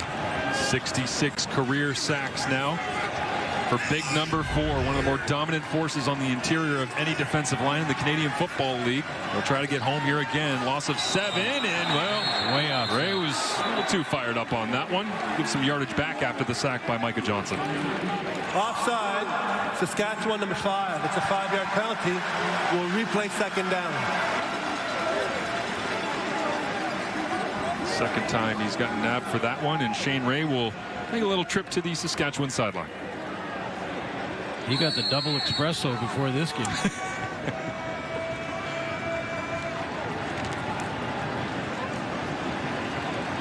Well, only a loss of 2 effectively on the sack now after Shane Ray jumps, gives back 5 yards. And you can see that picket fence lined up for Saskatchewan around the 5-10 yard line. Arbuckle with pressure on, breaks the tackle. Malik Carney. No, Arbuckle makes a man miss in the open field. Picks up what he can and hits the deck at the 12-yard line. Well, that's sort of an indication of how far this offensive line for the Argos is going to have to go to come and become better for Nick Arbuckle. That was just 3-man pressure from the Riders, and the way they staggered it caused problems for Arbuckle before he started to run, and then he realized he was running out of time and took off. But that was 5 against 3. Offense staying on here is 3rd and 5 from the 12-yard line. Will they take the snap or just try and freeze and get a cheap one? Delay game, Toronto number 4. It's a 5-yard penalty. It's still going to be 3rd down. Never feels fair they give the penalty to the quarterback on time counts, you know? No, I like that. I'm fine with it. I'm absolutely fine with that. I thought you'd be okay with that.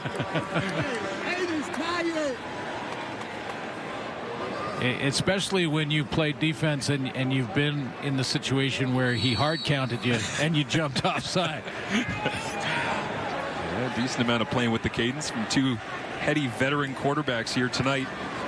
And another vet in the kicking game, Liram Hairolahu. Pitches this one through, but field goals aren't going to get it done for the Argonauts here tonight against Saskatchewan as their offense has been flying up and down the field, looking for some momentum, but the boys are into it, looking for 6. It's a 24-13 ball game on Friday Night Football. Don't miss Free Agent Frenzy, presented by Harvey's, as TSN experts and insiders break all the NHL news, rumors, and player signings live as it happens on Canada Day. Coverage begins 11 a.m. Eastern, 8 a.m. Pacific on TSN. Also, get all the latest updates, analysis, and stories at tsn.ca, and of course, on the TSN app. There's some early movement here, both sides of the line. Procedure, Saskatchewan number 66. It's a 5-yard penalty. We'll replay first down. Jacob Brammer out of Vanderbilt. Second-year hops there, and you hear the Saskatchewan offensive line trying to fire themselves up, saying, hey, lock in, it's time to go. Past the midway point here in this third quarter, holding on to an 11-point lead. Dante Myers have another big splash play in his arsenal here tonight. Trevor Harris would love to see it, but almost throws the interception. Cam Judge was all over it.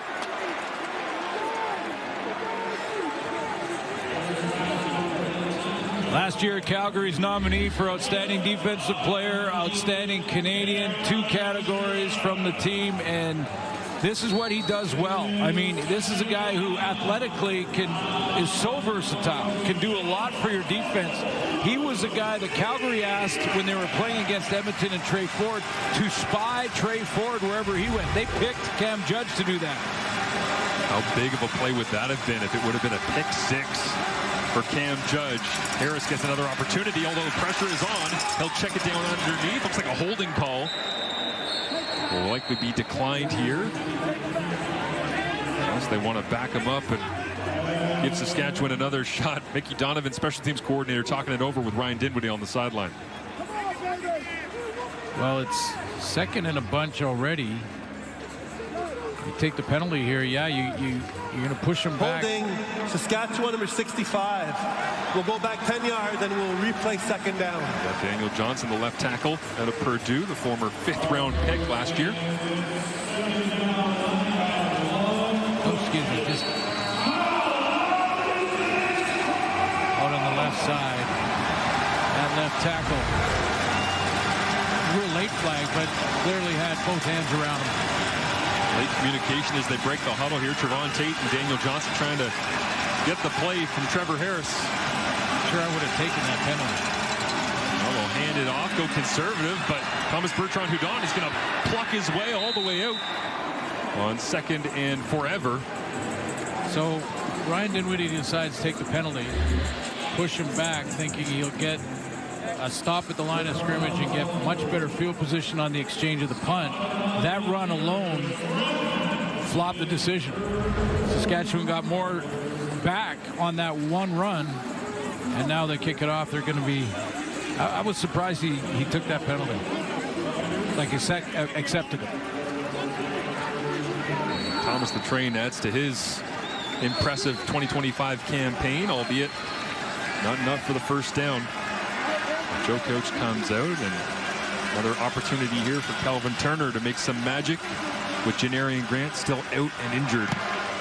This one an extremely high, almost as high as the top of BMO Field, and goes sailing out of bounds. So the flag comes out for an illegal kick out of bounds. That'll give Toronto pretty good starting field position for that man right there. Nick Arbuckle, the Grey Cup MVP, still at the helm of this Argonauts offense and looking for a victory here at home against Saskatchewan.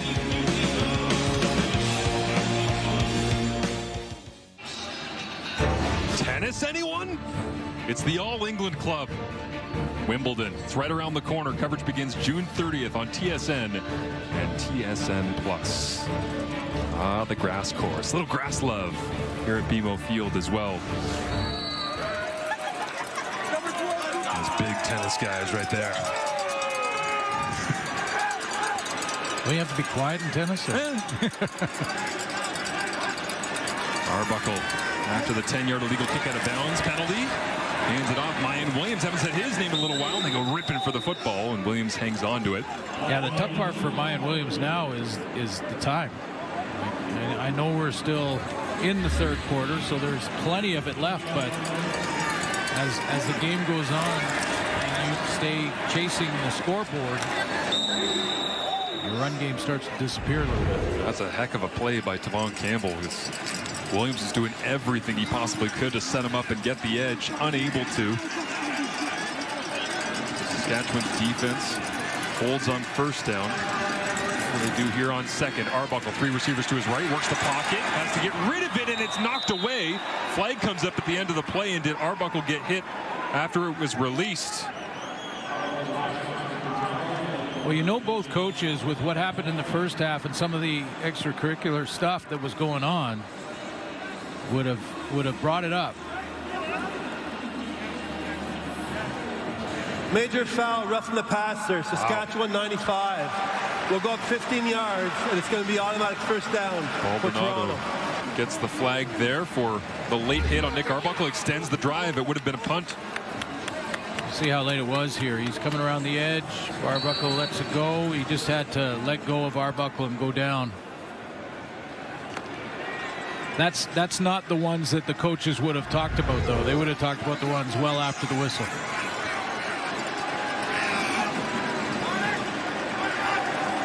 Four-man rush from Saskatchewan. Arbuckle steps up, looks down the field, wants to take a shot. Dave Unger, it's up in the air, and it's intercepted. Tavon Campbell took it away on the Arbuckle underthrow. And Toronto struggling to find points. It's a great opening drive. Looking for an explosive play down the field. And from the University of Regina, Tavon Campbell rips it away from Unger. The Riders in control here late third quarter.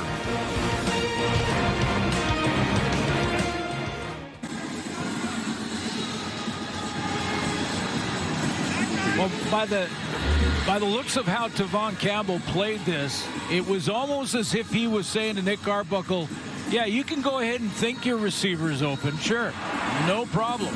But when you throw the ball, I'm going to make that space up in a hurry. That's great closing speed by Tavon Campbell. He's found his footing again in the Canadian Football League with the angles and the difference in the field size and all of it. You know, he comes from the NFL, career down there, but you knew he was going to be great. He knows the game from his U of R days, and it was just a matter of settling in. And he certainly has done that over the 2.5 games. First pick of the season. Covered a lot of ground there on David Unger. Got back, picked it off. So Saskatchewan with possession, trying to throw into a window, and it's intercepted. Gave it right back on the other side. And who dug it out? Well, it's Tyshawn Blackburn, as there's a late flag that comes out as well. But the Argonauts get possession back immediately, and after trading interceptions, somehow they have better field position. Well, we talked all game about Trevor Harris leaning into this slant route. He loves it, and he has the timing on it, the accuracy on it. What he doesn't count is the linebacker that drops underneath it in Blackburn. Remember, earlier in the game, Kenneth George was knocked out with a illegal cut block. So Tyshawn Blackburn's got a chance to play. He opens up, twists, turns his hips open to the inside, and runs underneath that throw. On against Saskatchewan, number 66. We're going to go up the full 15 yards. It's going to be first down for Toronto at the 1-yard line. Wow. Put that one on a tee, but Toronto's still going to finish the deal. They weren't able to in the first half from the 1-yard line. So heavy teams are in. Yeah, major penalties now. A new rule change is not half the distance to the goal line any longer. If it's inside of the amount of yards, it goes down to the 1-yard line. Jared Deggy in the ball game to run short yardage here. And he will pluck his way forward, lean towards the line. Arbuckle unable to get the major from the 1, but Deggy in. Touchdown Toronto. They fire the cannons.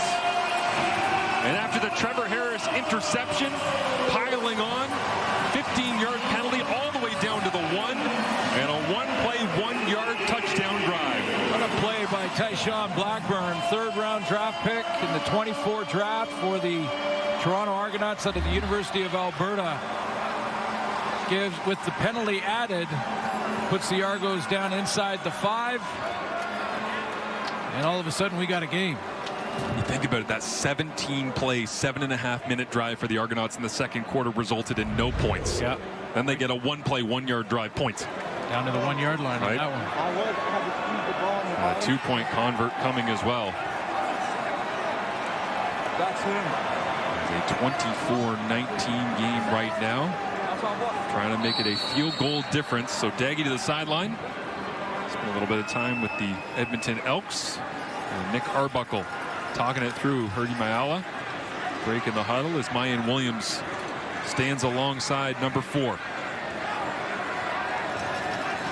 Blitz is on from Saskatchewan. Arbuckle looks outside, rips it, and it is caught. Jake Herslow. We got a 3-point ball game here in the 6th.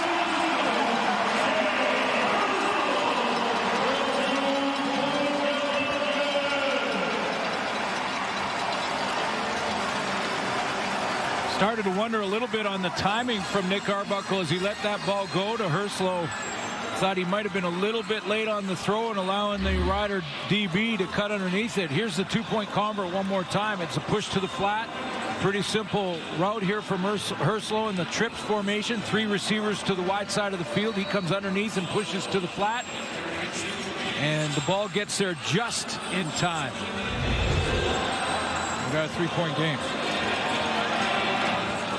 Argonauts fans made their way down on a hot Friday night to see their club. Back-to-back home games. Last week lost to Calgary. Opened the season with a loss on the road to Montreal. Just begging for a victory here in 2025. And they've tightened it down to 3 points late in the third quarter. If you feel like you just saw something rare, by the way, Trevor Harris throws that interception. Has the fewest career interceptions of any quarterback in the top 25 of CFL passing yard history all time. He doesn't throw very many. That was number 87 in his career. It gets Toronto back into the football game. Now their defense will retake the field and try to double down. Let's take a look at Blackburn's interception, because you're right. It's rare to see it against Trevor Harris. He's right over here, and watch him drop. I'm going to call it on the air here so you can stop it, show you exactly what Trevor Harris thought he was going to do. He's going underneath. Stop it there. He thought he was going to go to the in route from the wide receiver. He doesn't. Blackburn flips his hips back to the inside curl, that slant that Trevor Harris has liked all game long, and that's a big play. Almost had that Cam Judge interception. We got a player misconduct penalty, 15-yarder against Toronto 96. Wow. Up 15 yards, first down. Penalty yardage up and down the field as that one goes against Tyson Hergott. That's a momentum killer. No doubt. Cam Judge almost had the interception. Tyshawn Blackburn gets one there. Trevor almost offered one up in the first half as well. It's been in danger 3 different times. Don't see that a lot from Harris. To the run. A.J. Ouellette steady as ever. And a nice chunk on first down on the ground. Gain of 8. That's what happens. You know, we've seen both teams go through it. You know, things get a little crazy when you start to throw the ball a ton. And what do you do to settle that down? Go to the run. Settle down. Line can get off the line of scrimmage. Nice gain on first down, and it gives you manageable situations when you get in second and 5 or less. I wonder if offensive coordinator Mark Mueller might dial something up here on second and short. Tommy Stevens in with the heavy team. Plunge forward or mix it up. And going off the right side, and again. Yeah. Needs to get to the 47-yard line. Got to respect Keyshawn Johnson as well.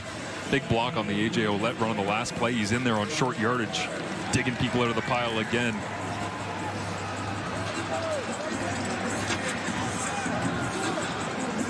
They'll move the sticks first down, so Tommy Stevens gets the job done.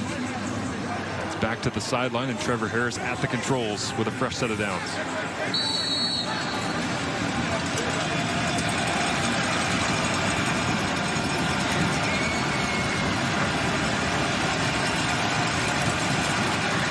Offensive linemen in the ball game.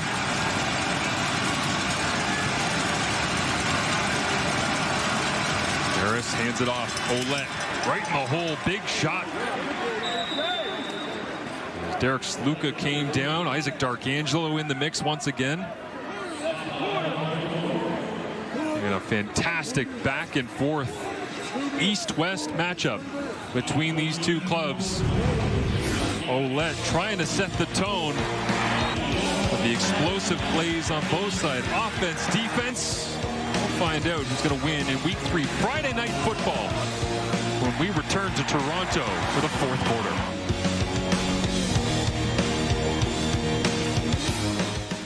Welcome back to Toronto. As the stats after 3 quarters of play, we got a tight one, a ton of penalty yardage in this one as well, but it's the short yardage situations that have caught the eye of Luke Wilson on the goal line. Luke?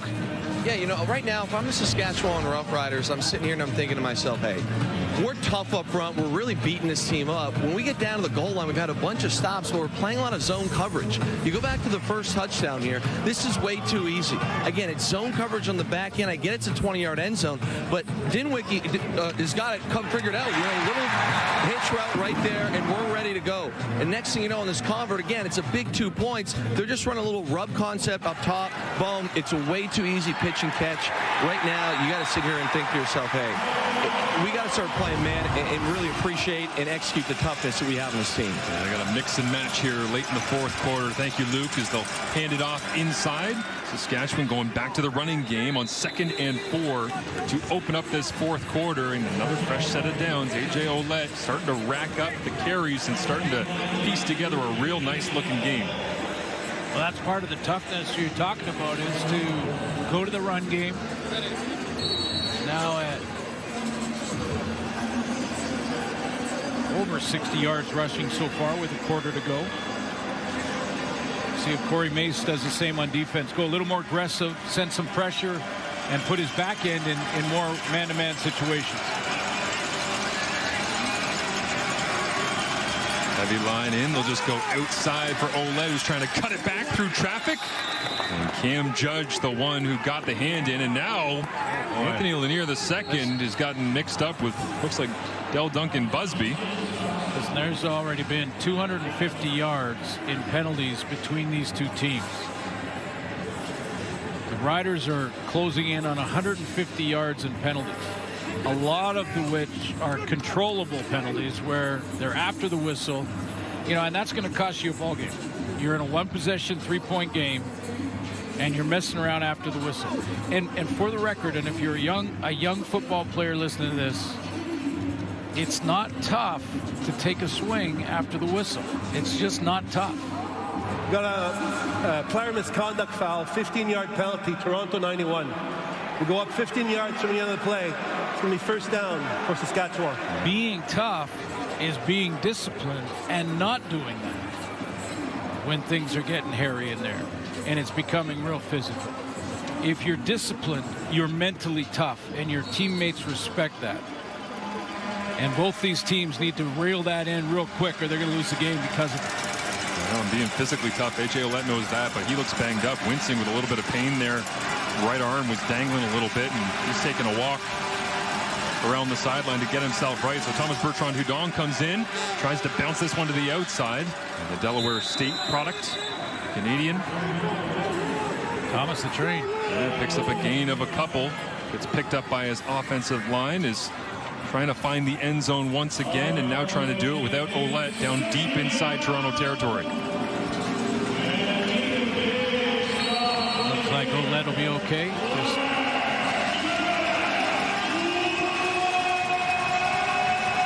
Andrew Harris and Ouellette, who used to be teammates in the Argonauts backfield here in a Grey Cup run back in 22. Watching on as Harris, the running backs coach. Ouellette, the running back, but standing on the sideline right now as Harris looks to throw to the outside. Keyshawn Johnson makes the grab. tackle. And a big open field play that time. Darius Bratton holding up the fist, believes they've gotten off the field, but Saskatchewan undecided what they'd like to do as of yet.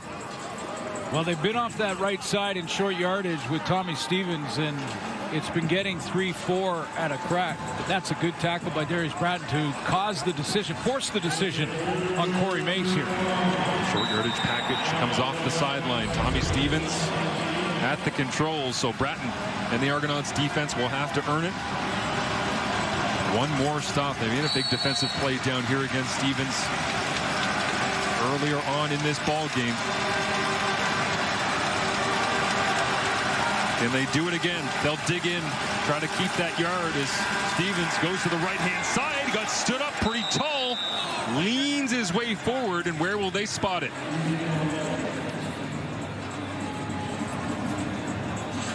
First down. First and goal, Saskatchewan. Right side again for Tommy Stevens. And this was the best that the Argo defense over here on their left side has actually stood up. They made this one interesting. He's been getting 3 or 4 off that right side following Jamarcus Hardrick, but not just enough there. Roderick Hansen in on the play. The one that got the biggest piece of Tommy Stevens, but couldn't get quite enough. So first and goal, A.J. Ouellette back in the backfield. We'll hand it off. Ouellette looking for his second score. Stopped shy. Derek Sluka in on the play at the bottom of that pile. Here comes short yardage again. 2 cracks at it.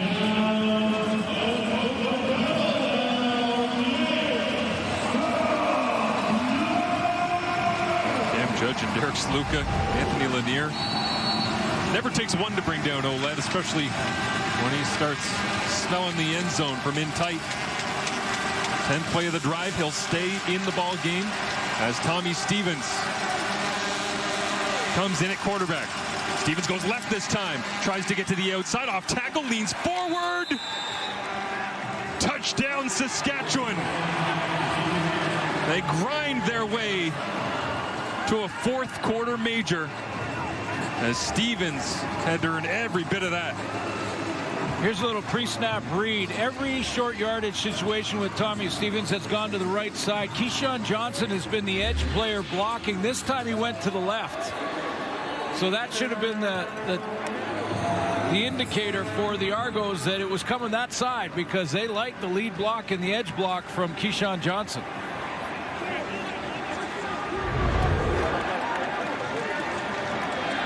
Has not been stopped tonight. I was just about to say, Suits, I don't know how you stop that guy with that line when you got to be a yard off the ball. They get enough momentum going.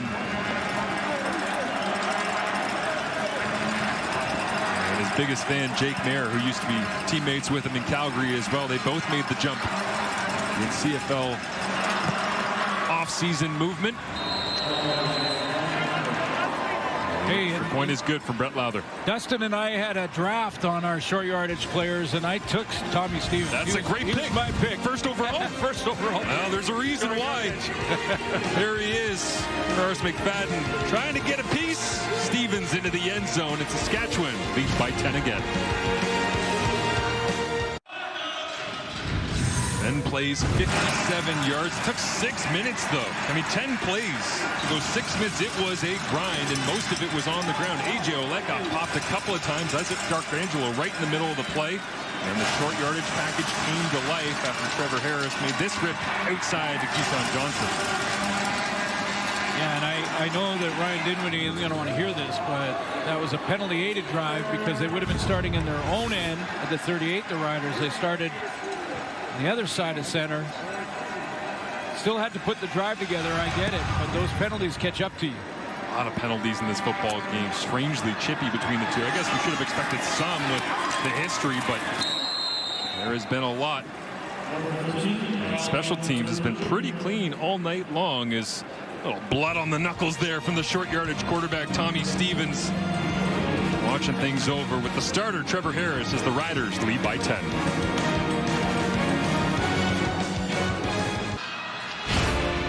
Hard to believe, but we're looking at the end of week number 3. Who's that guy? Dustin Crum in the lineup for the Ottawa Redblacks. VA still looking for his first passing touchdown, and then it is a Nathan Rokeless BC Lions crew solely getting the start up against Zach Collaros and the Winnipeg Blue Bombers. Should be a great way to end week number 3. Which game has your eye, Suits? Well, the one I got to get to. Fair. Winnipeg, BC. To the outside here, winding down the fourth quarter, the Argonauts and the Roughriders battling their way through Friday night football. Feels like we got a great finish lined up for this one, and going to need something from this Argonauts offense that's more than a one-play, one-yard touchdown drive to get it done. Yeah, Tavon Campbell's got to be careful with that hit. It was very close to a late hit on this play at the very end of it. Like, bumper cars out of bounds. First and 10. Arbuckle deep drop with pressure on. Throws this one up on the corner. Right, Demonte Coxey hauls it in. Marcus Sales couldn't get there in coverage. And Coxey electric as ever. talked about accuracy all through the night. Usually when Trevor Harris is on the field, you can't throw this with more accuracy than Nick Arbuckle did here. I mean, he puts it over that outside shoulder where only Coxey could get to it. Drops it right over the shoulder, threw it skinny too to keep him in bounds. What a throw from Arbuckle. They've needed that all night. Answers the call, now rips it outside to Jean Brissett, who had a touchdown early on in this one. Running around trying to get free. Good fundamentals there from Brissett coming back to the ball. He's going to take that extra step back, and when he does, that saves him. Just that extra step back. Watch how it comes back. Even though he's trying to get a little separation, I don't think DB could have got there anyway, but he comes back anyway. That's good habits to have for a receiver. Settles down just outside of A.J. Allen, and then Knifes gets the first down. So Arbuckle rolling all of a sudden, 18 of 24, nearing the 200-yard mark. As the pressure on once again from Saskatchewan. Pocket collapses, ball's on the ground, and Arbuckle just has to fall on it. It's a 10-point game, so Dinwiddie in his play calling, yes, you're obviously down here. You want to keep the momentum and try and score your major, but you also need 2 scores. So field goal's important too at this point. That was just, who was it, Carney, that Baldonado, it looked like, Baldonado got around the corner and slapped that out of his hand. Little show blitz from Saskatchewan there. 95 has been extremely active tonight. Took a roughing the passer penalty earlier on, but he has been all over in the backfield against Toronto. He'll rush off the edge at the bottom of your screen here as pressure's on again. Arbuckle gets rid of it, gets hit, completes it underneath, and nowhere near the first down yardage required for Jake Herslow. But as I mentioned, it's 2 possession, need this field goal for the Argos to make it a 1-possession game. So good decision there by Nick Arbuckle to not force it. Make it a nice, comfortable field goal and cut the lead to 7 with plenty of time to go. A couple of great throws from Arbuckle there until the pocket started collapsing and the drive ends quickly. And meet Mr. 300. 300 career field goals now after the 2 makes here this evening for Liram Haralahu. Why not throw another on the career tally? Number 301 is good. And makes it a 1-score game. 7 points, 7 minutes remaining in the fourth quarter. Week number 3, Friday night football. As the Argonauts try to find a victory for the first time in 2025.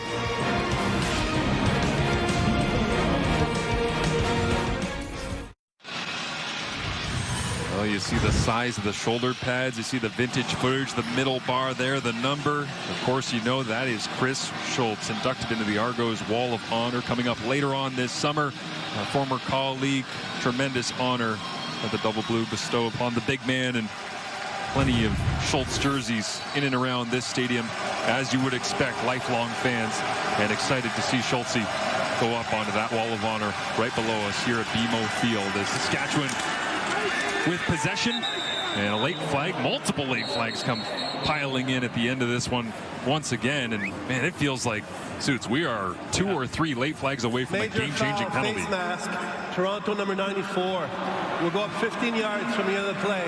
Automatic first down for Saskatchewan. Yeah, that one's a little harder to avoid. That one is sort of one of the penalties that happens occasionally in the heat of the battle. You're reaching to make a tackle and grab the face mask. Most of the time that is accidental. I'm talking about the penalties that happen after the whistle. And in that last drive, Toronto felt the pain when they gave Trevor Harris very good field position, and he ended up scoring. There's the face mask. 272 yards in penalties combined tonight. Harris hands it off up the middle. Interior defensive line does the job once again. Isaac D'Arcangelo, man, that jersey is going to be torn up by the end of the night for 35.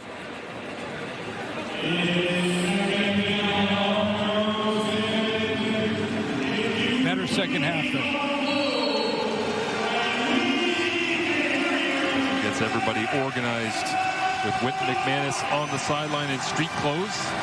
8 changes to the roster coming into this one from last week's home game against the Calgary Stampeders. Major overhaul in that defense for Kevin Ivan and Jason Shivers.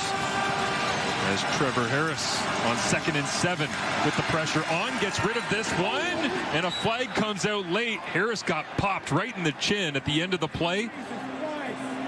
And on 2nd and 7 on an incompletion, the Riders' drive will continue.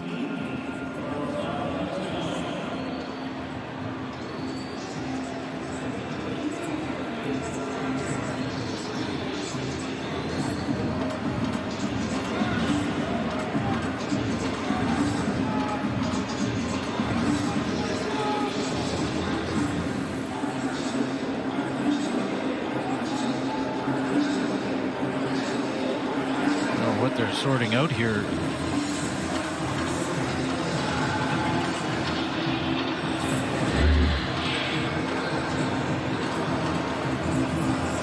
I think the officials have talked about 91, Anthony Lanier, the former Rider.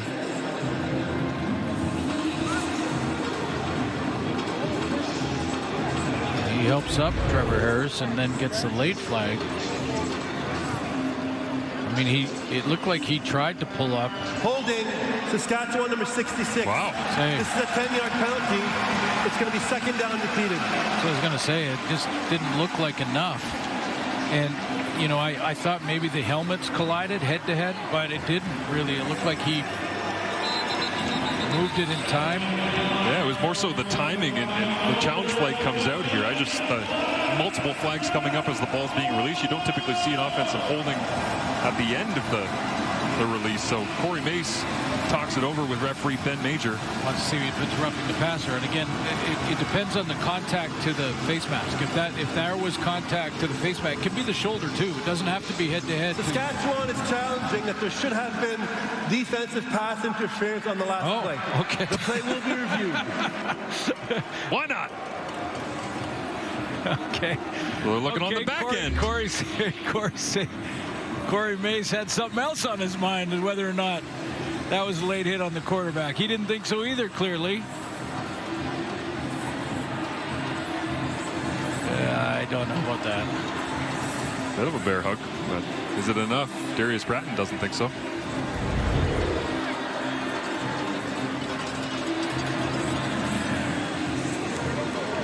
Watches over his work.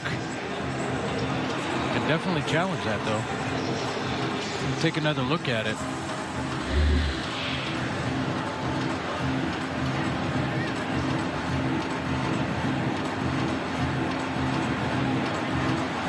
Harris just kind of put it up because he knew time was running out in the pocket. That internal block. I'm not sure, Marshall, that was catchable. That was. It looked like Johnson just kind of geared it down there, and they just both players almost stopped. Let's go. But here's a little hint for Bratton. I know he's been around a couple years now. Don't make a big scene when you're the DB. Just walk away like nothing happened. It even looked like he was wagging his finger at the Saskatchewan sideline. Kept trying to taunt. Well, Ben Major is our referee and has the call from the CFL Replay Center. Dave Foxcroft working back there as the replay official this evening. Upon further review, the ruling on the field stands. Saskatchewan loses their timeout, and Saskatchewan, loses their challenge and a first team timeout. It's second down. And the finger wag lives on. Well, he got away with it there, but yeah, just a little hint there. So a whole lot of nothing at the end of the day. Well, holding call. Yeah. Second and plus. Empty it out, 3-by-3. Harris looks into the window. Keyshawn Johnson makes the grab and dives forward inside the 25. And Harris stared down Ouellette, didn't he, Suits, and then ripped it into the hole. Well, he did, and he had to throw it right into the teeth of the rush here because he's got a guy coming right through that A gap, right down the middle, and he throws it over the rush. And the time, and look at the defenders. There's 4 blue shirts right in there. Great seam throw from Trevor Harris. Had one of those picked off, went right back to it when he really needed it on second and a bunch. Big time fourth quarter throw from Harris in its 180th CFL game played.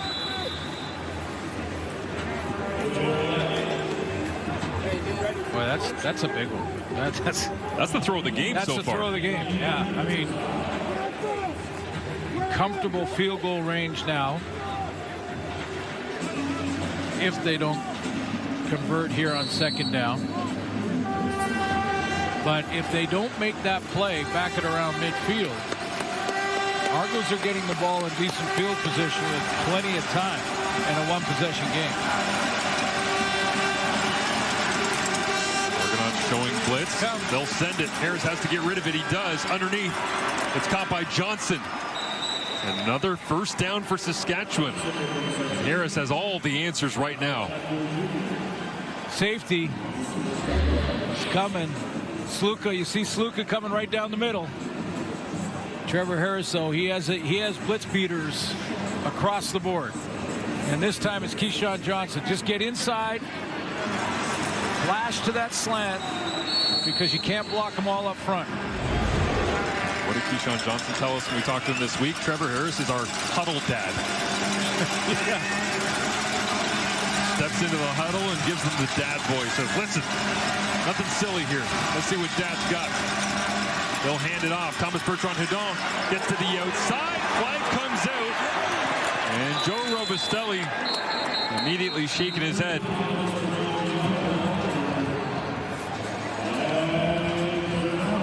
Holding, Saskatchewan 82. We'll go back 10 yards. We'll repeat first down.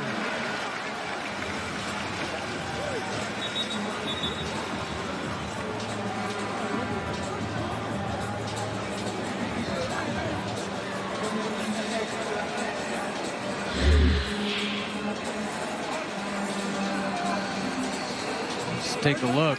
Took a while. Bounce outside. Okay. I guess. Mark Milton and Derek Sluka in on the tackle at the end of the play, but Harris. In fairness, Marshall, to the officials, they've been throwing so many of them that it just doesn't seem like it takes much anymore. It's just kind of, well, there's probably one somewhere here.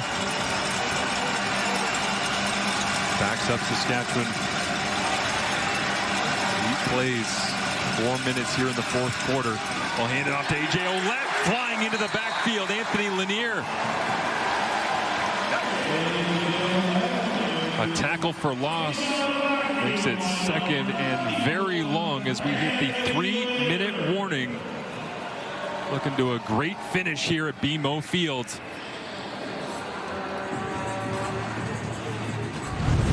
Thunder, feel the thunder. Lightning and the thunder. Thunder, feel the thunder. Feel the thunder.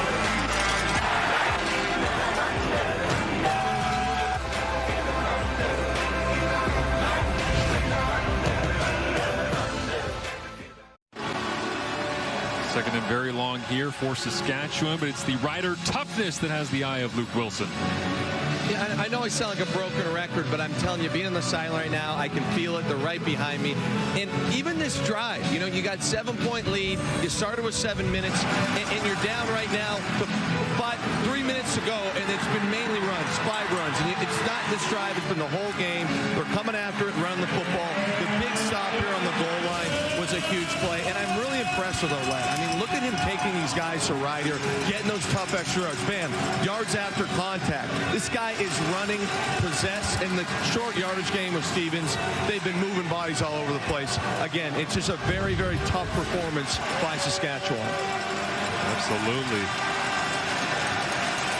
See if they can continue their winning ways to start this season. Looking to move to 3-0 and hand Toronto their third straight loss as they'll go inside. Conservative, and out comes the kicking unit here. Yeah. There's some pressure. Now this is you know, I won't even jinx it by saying chip shot, but it's a very comfortable distance for Brett Lowther, but it's a big one. I mean, it takes it to a 2-possession game if he makes it. And based on last week, he's been great tonight. Basically let it go and moved on. But this is the real first pressure kick of the night. 4 of 4 on extra points so far this evening. Made a field goal earlier. That was from 16 yards. No rush to speak of, and goes wide. So throw a single on the board, and it's still a 1-possession football game. Yeah, and I know last week he took all the responsibility and said it wasn't the hold, but I think he got the lace here. Again, I'm not giving Lowther an out because you got to make those even if the lace is. No, it looked like it was away. Oh, he knew it as soon as it came off his foot. Oh, the story is in the eyes on that one. He's not missing by much. Well, that one was a little wide, but you know, you go through these moments, and I know Brett Lowther will work through it and he'll be fine, but that was the first pressure kick of the night. Went wide left. So Nick Arbuckle with an opportunity. He evades the first rush, and now gets hammered, and the flag comes out. Mike Rose, Malik Carney, and Micah Johnson all in on the play, and referee Ben Major had it firsthand. And the bench erupted as well, just to make sure that he saw it. It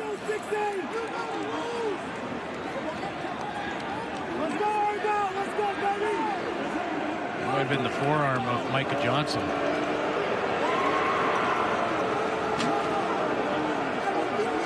Major foul, roughing the passer. Saskatchewan 42. Hit to the head. We're going to go up 15 yards. Oh, Mike Rose, but automatic first down for Toronto. I think there might have been a bit of a flipper from Micah Johnson with the right arm. They got there at the same time, so it moves it forward all the way to center field. Arbuckle does up the chin strap once again. Down by 8. Under 2 minutes remaining. Need a touchdown. Finds DeJean Brissett here. Up to the 40-yard line. They'll whistle this one dead. And another Argonauts first down. Touchdown and 2-point. The Argos have won 5 of the last 6 meetings with the Saskatchewan Roughriders. 5 of those games were decided in the final 3 minutes. Dinwiddie trying to dial it up. 1st and 10. Saskatchewan 39-yard line. 4-man rush. Arbuckle looks over the top, spins it for Coxie. Did he get a foot down? No. Roland Milligan right there forced the issue. Somehow Coxie held on to it, but just out of bounds. Well, what Roland Milligan did was he ran him off the field without creating a PI by pushing him. Watch Milligan zero here just with his hips. Just runs him out of room. Now, clearly that first foot is down out of bounds. But Roland Milligan played it perfectly. Just kept running him out of field until he was out of room. Arbuckle just laid that one up. Trusts 86 to go find it, and he did. Just barely out of bounds. 2nd and 10. Riders back end, rolling their coverage as Arbuckle steps forward. Goes underneath. Kevin Mattel. He's the first down marker. He's going to try to get it the hard way going east-west. And he'll be short.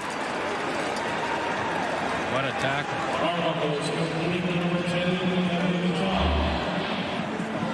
It's a long yard, maybe 2. that he's short because of this tackle right here. I thought Medell was going to get the corner.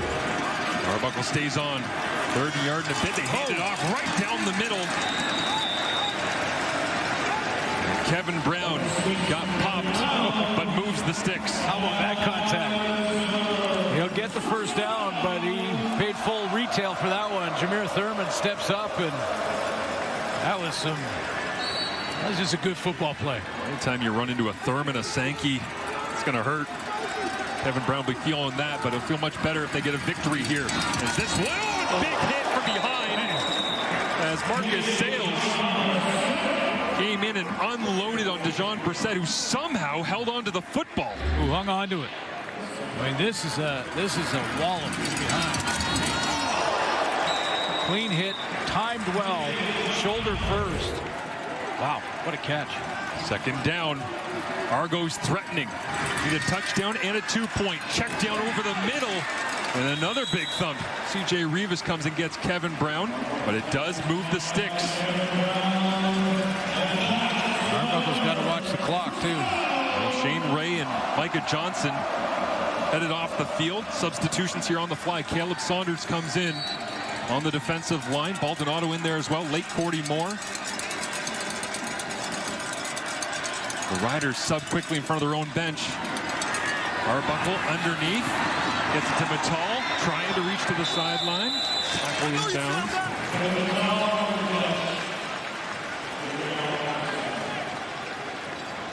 Brings up second down. They'll spot the football inside the 10 and roll the clock as soon as Ben Major whistles. This one is in. He does now. And Arbuckle from the line of scrimmage with 30 seconds remaining in the ball game. Week 3 Friday night football, looking for the end zone, rips it and diving towards the end zone, and he crossed the plane. Touchdown Toronto.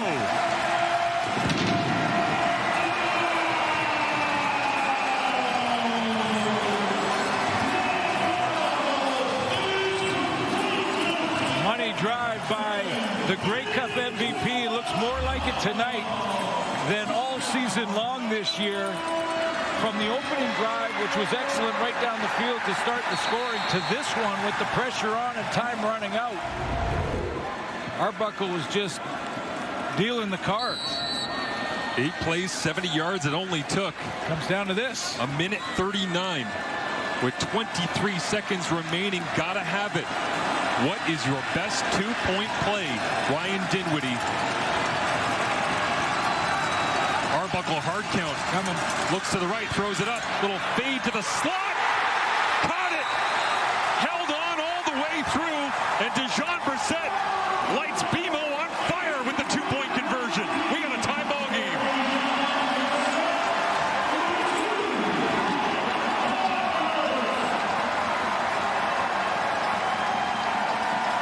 Corey Mace does go with a more aggressive defense on the 2-point convert. Doesn't drop in the zones that he's done throughout this game when Arbuckle has got inside the 10. This time he goes with full pressure. Arbuckle's got a corner out to Dejon Brissett, and he just has to get it out there before the free man gets home. Well protected, just enough time to get it out, and what a catch by Dejon Brissett. How about Arbuckle finding the confidence on an up and down night for him. Starts out hot, struggles a little bit, gets the running game going, and then has to answer the bell here in the fourth quarter. Needed 8 points, got all of them, and it wasn't easy. And remember, that drive was aided by the penalty to Mike Rose or Micah Johnson, whomever it was, on the late hit on the quarterback. Now, do you kick it to Mario Alford? I wouldn't. Or do you kick it away from Mario Alford? Decisions. Ball on the tee. 23 seconds remaining. 32 all. Alford crosses the 20 to the 30 to the 40. He's got something to the 50. Come on races. No one's gonna touch him. No flags down. Walk it off.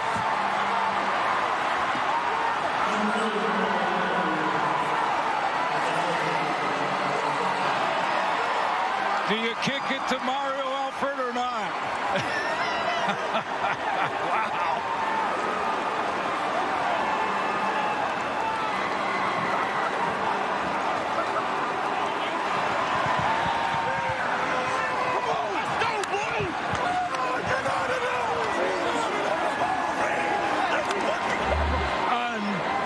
unbelievable. He has done this all season. Not the all the way back for a touchdown type returns, but the field position advantage that he has given the Riders all year is one of the main reasons that they're going to improve to 3-0 in the season. Mario Alford's been their unsung hero, and wow, it doesn't get any bigger than that one. On the tee for Lowther, knocks through his 5th extra point of the evening, and somehow, some way, Saskatchewan 39-32. It's a 99-yard touchdown return, his first of the season for Mario Alford. You just got a sense when he got to the outside, he got to the numbers here. Little hesitation there to let some of the blocking get set up for him, and then once he got the open field, you're not catching him. You are not catching him from behind. 34-year-old Mario Alford has still got blinding speed, and after that long drive to tie the score, yeah, that's your reaction. Just rips your heart out right there. Now, we're hearing on the replay that there was a count here, and I think there was only 11 The Argonauts were a man short on their coverage team. Very likely was that lane.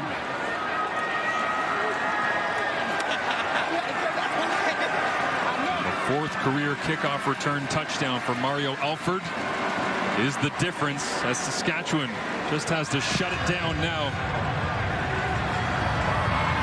Cover on the teams and get a stop. As Calvin Turner tries to turn the corner. Hold on. And there is a flag down behind the play. Come back anyway. It was a holding. But a solid return from Calvin Turner, who thought for a second he had just enough daylight to somehow extend this game. They're in the return, illegal block. And Ryan Dinwiddie's got the challenge flag out. Saskatchewan players are all over the field. Well, is he challenging a horse collar tackle? But you know what? I'm not going to speculate, because the last time I tried this, it was the 4th option. Ryan Dinwiddie in conversation right now with referee Ben Major. Okay, so on the return, we had a legal block, Toronto. That penalty's declined. The coach was asking if he could challenge on the tackle. That's not a challengeable penalty. Therefore, the game is over. And that will do it. Mario Alford plays the hero. Toronto had to battle their way back into that football game over and over and over again. And at the end of it all, it's a massive 99-yard kickoff return touchdown that wins it for the Riders. And I don't care how many times it's kicked around about changing the kicking rules in Canadian football. Do not touch it. That's why it is so electrifying. It can happen at any time on a punt return. It can happen on a missed field goal return. And it can happen to win a game on a kickoff return.